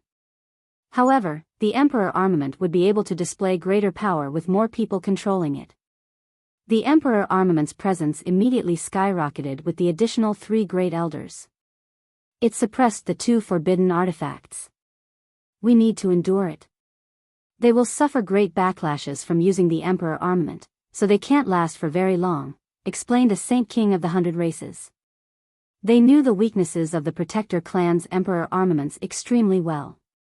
The power of the Emperor armament far exceeds our expectations. If I had known earlier, I would have brought the War God Hall, a hall elder of the War God Hall regretfully lamented. And the Elven God Tree. If we had brought the elven god tree, we could have bound the emperor armament and prevented it from displaying such great power, an elven expert gnashed his teeth. And the heavens guard personally forged by our dwarven ancestor. Even saint emperors can't smash through the shield. If it was here, we might have been able to block the emperor armament, said a dwarven expert. In ancient times, the 100 races was far more powerful than the humans. Even after losing a large number of experts from the invasion of the magical beasts, they were still able to beat the humans into constant retreat. If it were not for Mo Tianyun, the Tianyuan continent would have switched owners long ago. Their former strength was obvious, so they had quite a few treasures that had been passed down from that age. They had only brought offensive forbidden artifacts this time, not a single defensive one at all.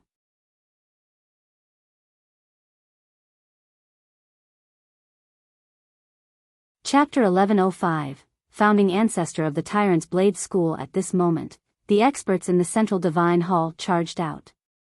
They yelled out, "The items with us." "All right, leave immediately." A hall elder of the war god hall immediately ordered a retreat, and they gathered together soon after. They used the 3 forbidden artifact to cover themselves from the emperor armament so everyone could leave.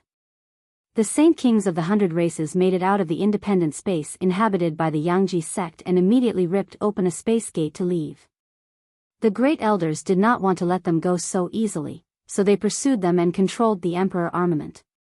However, they were unable to stop them. The burly middle-aged man, Gue Haidao, sat boldly atop the wave-breaking blade within the forbidden grounds of the Tyrant's Blade School. With his eyes closed, the pure energy hidden within the emperor armament flowed unceasingly into him. Gue Haidao had been absorbing the energy within the emperor armament since he had returned, so he improved extremely quickly. He had already reached the 3rd heavenly layer of Saint King, which was a stunning rate. Suddenly, Gue Haidao snapped open his eyes. His gaze seemed to be able to pierce space, to be able to see the world outside. His eyes flickered with visible sparks the moment he had opened them. Although Gue Haidao was only at the 3rd heavenly layer, he carried an unfathomable feeling about him. Suddenly, the world inhabited by the Tyrant's Blade School began to violently tremble. A huge spatial crack appeared as the independent space was ripped open by a supreme force.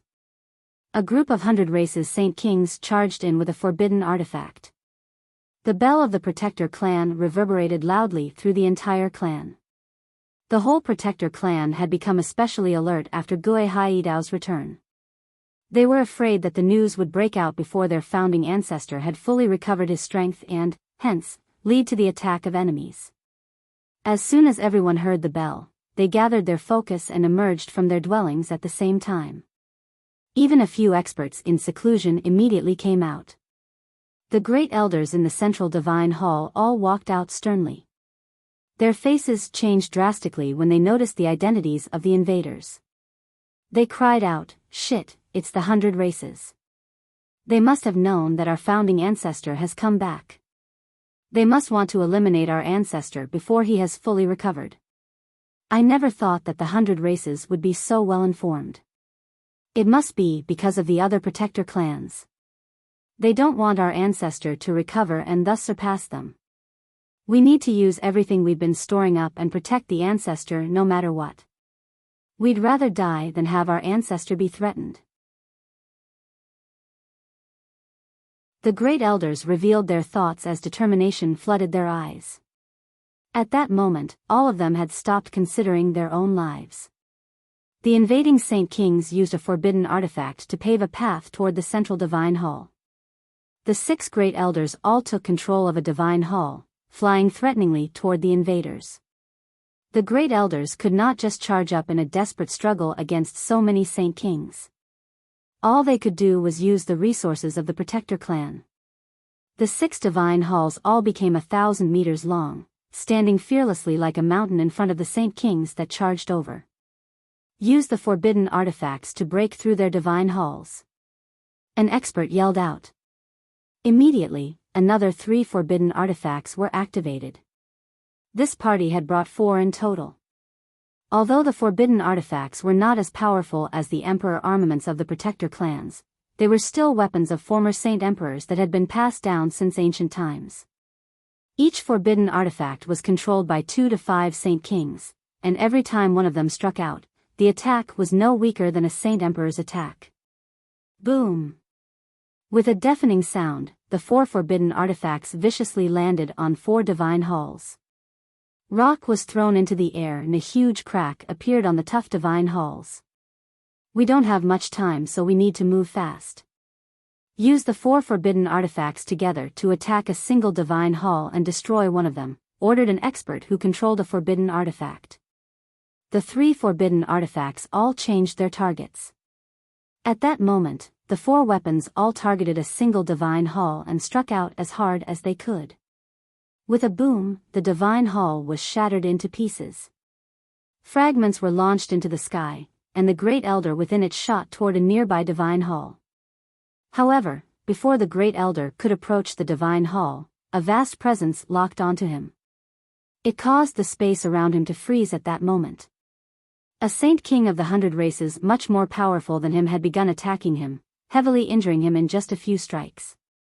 At the same time, the 4 forbidden artifacts worked together again. A powerful ripple of energy shot toward the second divine hall. A single forbidden artifact could produce attacks no weaker than a Saint Emperor, so when the 4 weapons attacked together, their power multiplied. Regular divine halls could not withstand a single attack. At this moment, an extremely powerful blade Shi appeared in the forbidden grounds of the Protector clan. A 30-meter-long machete flew out with lightning speed, receiving the attacks from the 4 forbidden artifacts. The machete and 4 forbidden artifacts clashed in the air, producing a deafening boom. Terrifying ripples of energy spread from high up, sweeping in all directions in the form of a storm. They ripped through space, creating a huge space crack and causing the entire realm to tremble. It actually began to collapse. Blocked by the machete, the 4 forbidden artifacts flew back to the space above their controllers. The machete was stabbed into the ground with its tip down. It radiated with a supreme presence, as if it was the king of the world.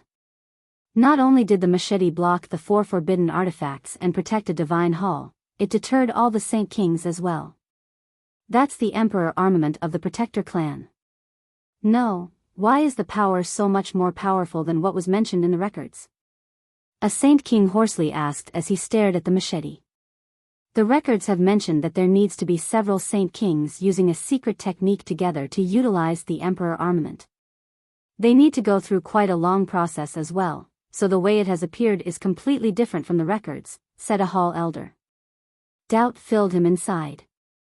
The 5 divine halls controlled by the Great Elders levitated high in the sky. The Great Elders appeared at the main entrance of the divine halls as they sternly stared at the wave-breaking blade. Worry filled all of them. They knew that their founding ancestor, who had been cultivating in the forbidden grounds, had struck out. However, he had yet to fully recover his strength, so how could he be an opponent of the 100 races? This made the Great Elders worry for their founding ancestors' safety. The space there constantly trembled as pitch-black cracks crisscrossed in the sky. The space was collapsing. At this moment, a figure emerged from the forbidden grounds. He walked in the air without any presence, just like an ordinary person, but every step of his would cover 1,000 meters. He moved steadily. He was Gui Haidao. Under the attention of all the invading Saint Kings, he calmly emerged before sitting down on the hilt of the Emperor armament. He calmly gazed past the invaders at ease, as if they were nothing important. Afterward, he pointed a finger at the sky and 18 divine halls immediately appeared out of nowhere. Each one radiated with a vast pressure. They connected with one another and shared their powers, as if they were just one. They then fused into the space at 18 different locations, rapidly stopping the collapse of the space, and the parts that had crumbled slowly healed back together. All the invaders became stern. Although Gui Haidao's presence was not very powerful, he possessed a feeling where he was in control of everything. It made them astounded, oddly enough. This was because even Saint Emperors could not give off this feeling. "Who are you?" a Saint King asked with a deep voice. He glared at Gui Haidao while the great elders who controlled the divine halls were ignored by everyone. "I am Gui Haidao," he said with an extremely calm voice, but the invaders felt an unfathomable feeling below this calm surface. Even the Saint Kings at great perfection of the Protector clans would pale if they had to face 4 forbidden artifacts and so many Saint Kings. It just did not make sense why Gui Haidao could remain so calm. "It doesn't matter who he is. Let's do it together. We need to retrieve the item no matter how severe the consequences are," yelled a Saint King controlling a forbidden artifact. He immediately directed a slash toward Gui Haidao that radiated with a terrifying energy. At the same time, the 3 other forbidden artifacts struck out as well. They all attacked the sitting Gui Haidao from different directions with devastating power. Gui Haidao did not falter. He suddenly levitated while the 30-meter-long wave-breaking blade shrank to 1.5 meters long and rested in his hand. At that moment, his entire presence changed. A surging blade chi radiated from him, and he no longer seemed ordinary. Instead, he seemed more like a drawn blade. His great presence caused the sky to shake and the terrifying blade chi crisscrossed the empty space.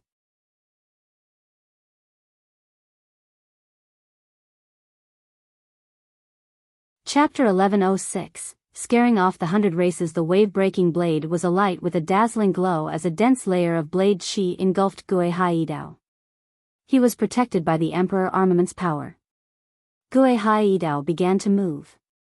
He slowly swung the weapon in his hand. Its movement contained the mysteries of space and the truths of the world. It seemed to be weak, but it possessed unimaginable might. It struck the 4 forbidden artifacts at the same time. Ding! Ding! Ding! Ding! With 4 metallic sounds, just a single swing from Gui Haidao blocked the attacks of the 4 forbidden artifacts at the same time. Each forbidden artifact was no weaker than a Saint Emperor, so Gui Haidao's attack had blocked something equivalent to 4 Saint Emperors. Gui Haidao did not use his own power but the power within the Emperor armament. The wave-breaking blade was his own weapon, so even after fusing with the power of over 100 Emperor armaments, he could still control it like one of his limbs. He could also use all of the power hidden inside and would not suffer backlashes like other people. The 4 forbidden artifacts were all sent flying. The Saint Kings of the 100 Races used a lot of force before regaining control once more while the Emperor armament remained steady in Gui Haidao's hand. Over 100 Emperor armaments had been fused into a Protector clan's Emperor armament, so they were incomparable to the forbidden artifacts. Just from this aspect of strength, the Emperor armaments from the Protector clans were far, far more powerful than Saint Emperors. The Emperor armament is too powerful. Let's fuse the 4 forbidden artifacts and use the Blood's Mark to break through with force, suggested a hall elder. With that, the controllers of the other 3 forbidden artifacts did not show any hesitation. The forbidden artifacts immediately gathered together before their controllers all spat out a mouthful of essence blood, allowing the weapons to skyrocket in power. They immediately became weakened after spitting out the mouthful of blood. Not only did it contain their essence, it also contained some of their vitality.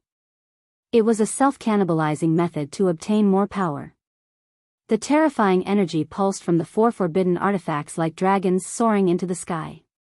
The 4 weapons then charged toward Gui Haidao in a devastating fashion. The space they passed would shatter like mirrors. Even the 18 divine halls stabilizing the space could not withstand the attacks that were originally enough to devastate the whole place. Gui Haidao remained as usual and he uncaringly said, "100 races, with me, Gui Haidao, present, you won't even be able to shake the foundations of the Tyrant's Blade School. You should leave." As he said that, Gui Haidao suddenly tossed the wave-breaking blade into the air. As soon as it left his hand, it immediately expanded to be 100 meters long, shooting toward the 4 weapons with a terrifying glow. There were no violent sounds when the wave-breaker blade collided with the 4 forbidden artifacts. However, they both froze in the air where the edge of the Emperor armament stopped a meter from the forbidden artifacts. The two supreme forces pushed against one another. The space between the 5 weapons had already been reduced to darkness. It did not close up even after a long time, while the surrounding several hundred meters of space distorted violently, all turning into a blur. People of the 100 races, do you still want to keep fighting? Gui Haidao floated in the air calmly and completely composed. Although his personal strength was nothing in the eyes of the invading Saint Kings, he could control the Emperor armament like another arm and stop all of them just by himself. All the invaders fell silent. They were shocked by the strength of the Emperor armament. They knew that they had not fallen to the hands of Gui Haidao this battle but to the Emperor armament. The people who did not control forbidden artifacts looked at one another when they saw how the Emperor armament and forbidden artifacts were locked in a stalemate. They all charged at Gui Haidao in unison as if they were thinking the same thing. Protect the founding ancestor. The great elders all began to move as well. They returned to the control centers of the divine halls and piloted the divine halls down, smashing toward the invaders. Gui Haidao gently sighed, looks like you're stubborn. Gently extending a finger, a few powerful blades of light shot from the wave-breaking blade. They chopped toward the charging Saint Kings with unbelievable speed in the form of white lights. The blades of light contained the might of a Saint Emperor, and they were sharp enough to cut through space. They were unimaginably powerful, such that the Saint Kings could not block or dodge them. Spurt. Before the divine halls had fallen, the blades of light passed through their bodies. All that was left was an extremely thin crack in their chests. There was not a drop of blood at all. This was because all the blood in the wound had evaporated the instant the blades of light had passed through them. The Saint Kings were all drastically shocked. They immediately lowered their heads to inspect their chests, and they paled as a result. They could feel that their organs had silently disappeared, but what terrified them was that they did not feel any pain. I don't want to kill you, or you would have been dead already, Gui Haidao leisurely said as he looked at them calmly. The Saint Kings all stumbled back in fright with that. At that moment, they finally understood just how terrifying the middle-aged man was, even though he did not seem much stronger than them. Gui Haidao then looked at the Saint Kings in charge of the forbidden artifacts. He helplessly shook his head and gently said, "Wave-breaking blade, after so many years, so many Emperor armaments have fused with you. Your power far exceeds regular Emperor armaments now, so erupt.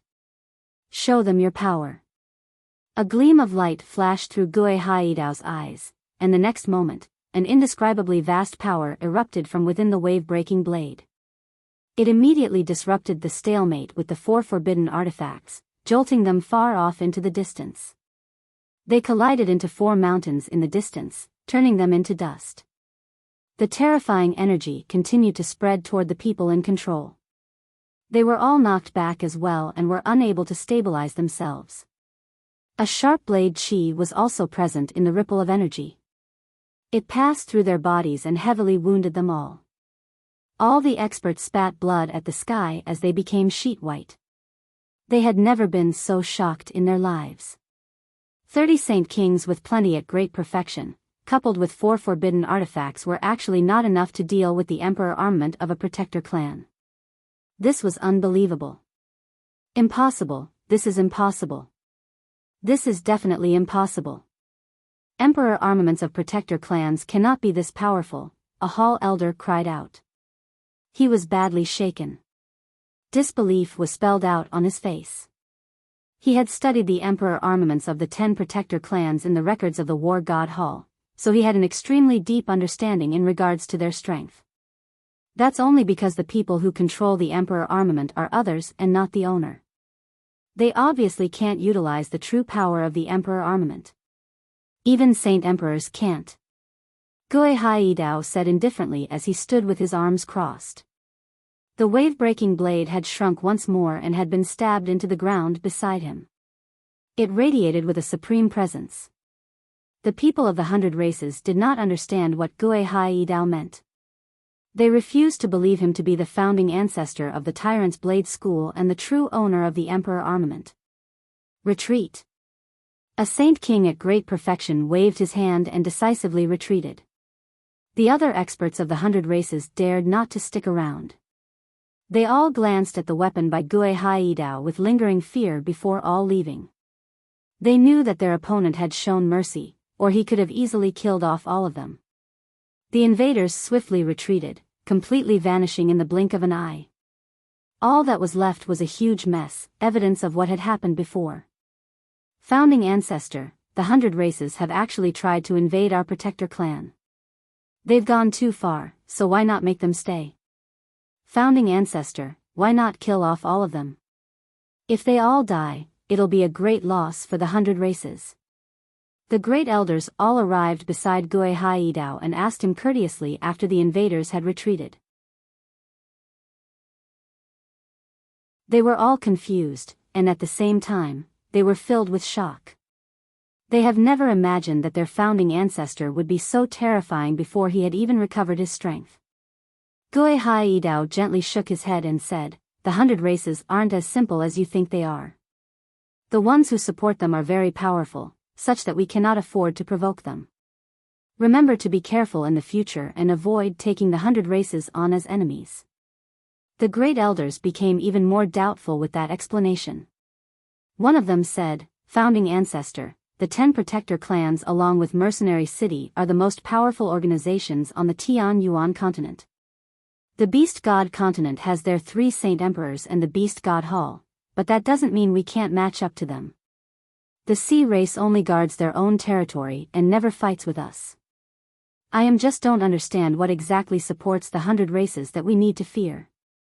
It's better for you to not know some things. If you do want to know, I will tell you if you surpass Saint Emperor and reach the Origin Realm." With that, Gui Haidao returned to the Forbidden Grounds with the wave-breaking blade, leaving the great elders standing there puzzled. The Yangji sect and the Tyrant's Blade School were not the only protector clans to suffer attacks from the 100 Races. There were also the Shinshao sect, the Patian sect, the Heaven's Incense School, and the Moyuan clan. However, the 100 Races managed to get to all the other central divine halls except for the Tyrant's Blade School, who managed to repel them. Their beast furs were stolen, and they suffered great losses. The great elders of the Yangji sect and Patian sect all suffered intense backlashes, which they struggled to recover from due to activating their emperor armaments. The great elders of the Shinshao sect, Heaven's Incense School, and Moyuan clan were all stopped by the invaders before they could get to their forbidden grounds, so they could only defend using divine halls. In the end, the invading Saint Kings smashed through several divine halls where quite a few great elders dangled in danger. The Saint Kings in danger used secret techniques to flee into the encirclement of the 18 halls in the end.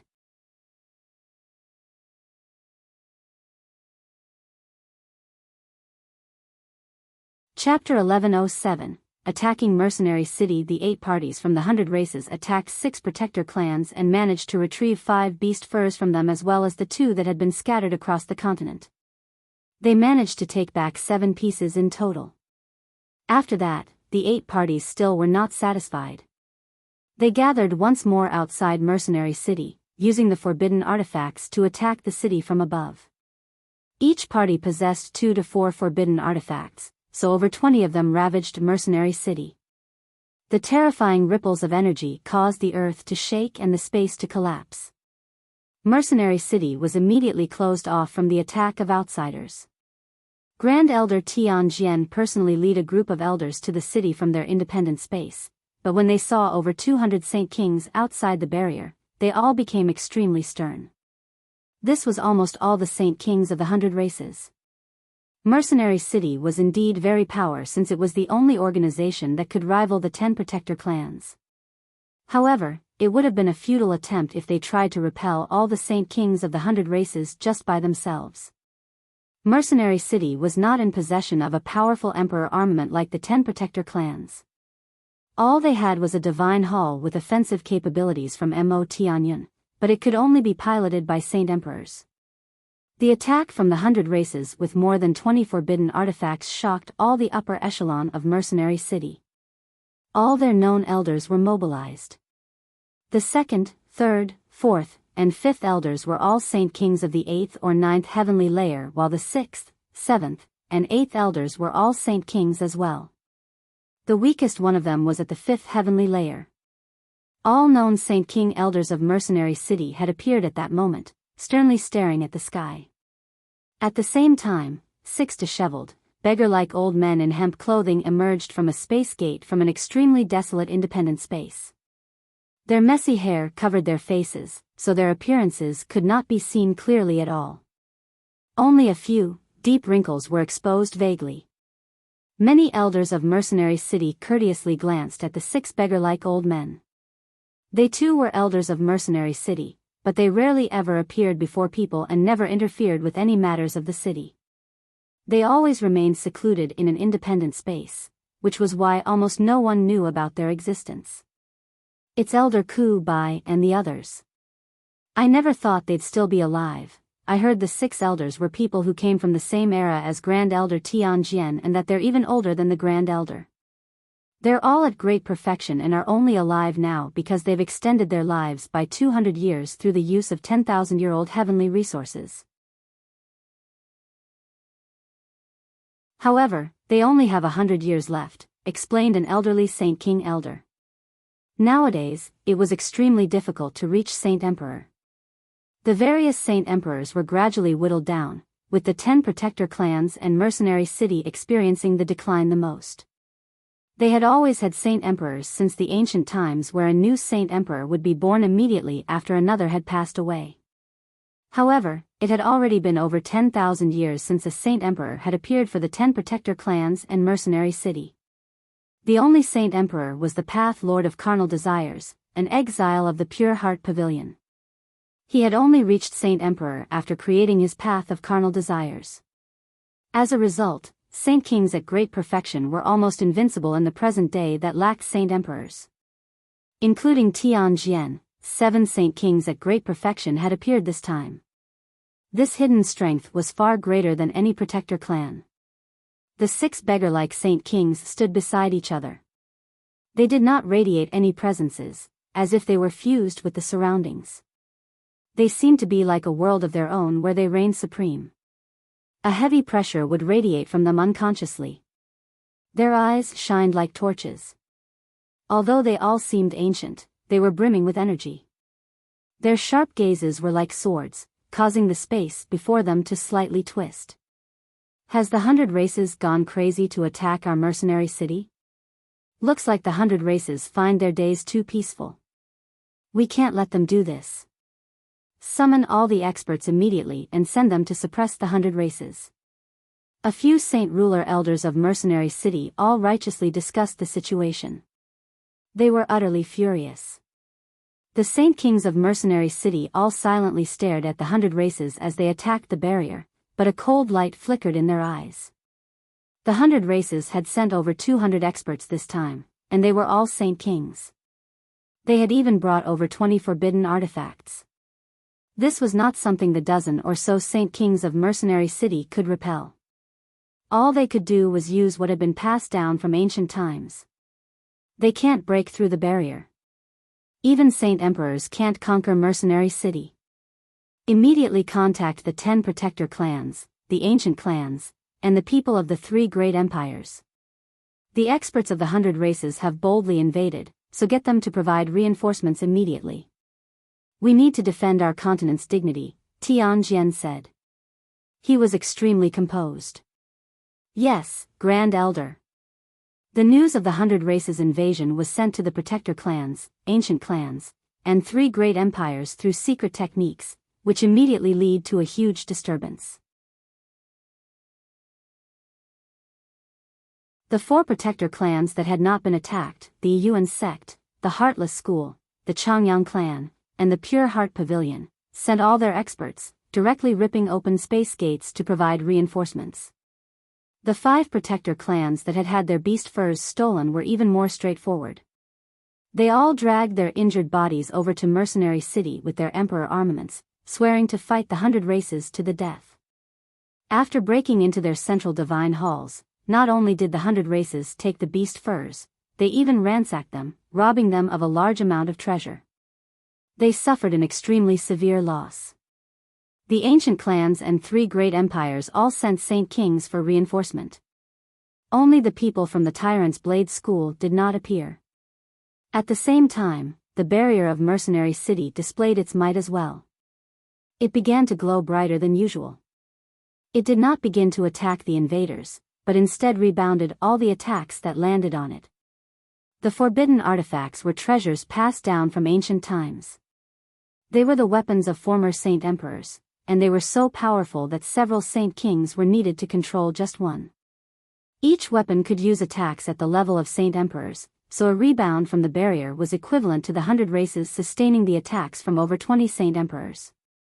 The saint kings of the 100 races were shocked and immediately used their forbidden artifacts to block the rebounding attacks. The attacks threw them into confusion where the weaker people sustained rather heavy wounds from the violent ripples of battle. We can't conquer Mercenary City.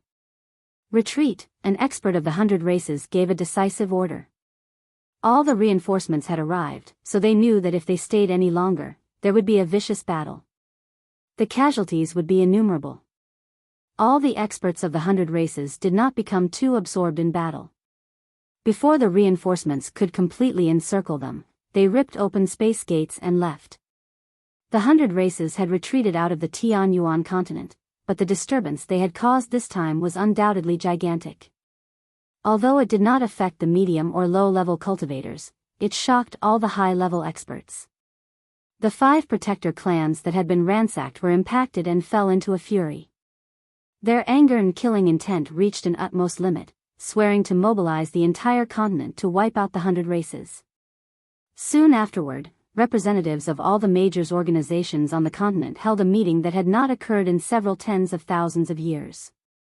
They sternly discussed the invasion of the 100 races, and over half of them suggested gathering all of the continent's power to devastate the 100 races and wash away their shame. Only a few people suggested that everyone should consider the big picture should and not mobilize everyone.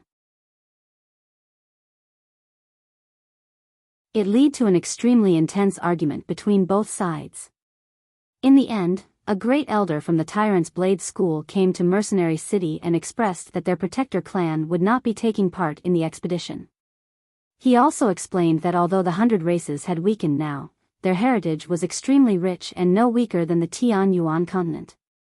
Once they invaded the 100 races, the overall strength of the continent would suffer and provide the Beast God continent with an opportunity. A great elder of the Pure Heart Pavilion followed up. The invasion of the 100 races this time was only to take back some items. They did not do anything overly outrageous, so why mobilize so many people? Do you really want a war between the 2 continents and make blood flow like rivers? Do you really only intend to stop after you see a sea of corpses? Afterward, a few representatives expressed their disagreement as well. They all had their reasons, which all considered the big picture. The Tianyuan continent's conquest of the 100 races came to an end. They failed to get everyone to agree. There was no chance of victory if just half the continent, or even less than that, went ahead to conquer the 100 races. The 100 races had settled down on the wasteland continent for so long. They could be described as deeply rooted and rich in heritage. Each race had their own supreme, forbidden artifacts. They had only brought a portion of them this time. Soon after, a secret letter arrived in the hands of each representative, shocking them all. After attacking Mercenary City, the experts of the 100 races actually attacked the Beast God Hall on the Beast God continent. All 3 magical beast saint emperors emerged, while the Tiger Emperor Lankyros faced the attacks from 3 different forbidden artifacts and was thus heavily injured. The several dozen experts cultivating within the hall all came out to fend off the enemies, and more than 10 of them were slain by the forbidden artifacts. There were even more who were injured. This battle included saint emperors. Over 200 saint kings of the 100 races fought an extremely intense battle with the various experts of the Beast God Hall, to the point where the earth cracked and the sky dimmed. Half the continent quaked, kicking up tsunamis that reached into the skies. All the experts cultivating outside could sense the heart-trembling might. However, the 100 races still failed to get into the Beast God Hall in the end. The Beast God Hall was no ordinary divine hall. It was left behind by the winged tiger god, and it was so tough that even saint emperors could not damage it. The invaders failed to even scratch the divine hall after striking it with the combined force of all the forbidden artifacts, and they lost over a dozen experts in the end, so they could only helplessly retreat. The invasion of the Beast God continent immediately shocked the upper echelons of the Tian Yuan continent. No one had ever thought that the 100 races would be so reckless. First, they attacked the lairs of the Protector clans and Mercenary City, and then they invaded the Beast God continent. Were they seeking death? The Beast God continent was something that the Tian Yuan continent feared very much. They had a total of 3 Saint Emperors. Was there any force daring enough to take them on? You're tuning into the Biyao's Wuxia Chronicles YouTube channel. Don't forget to subscribe and join us on this journey to catch the most captivating stories.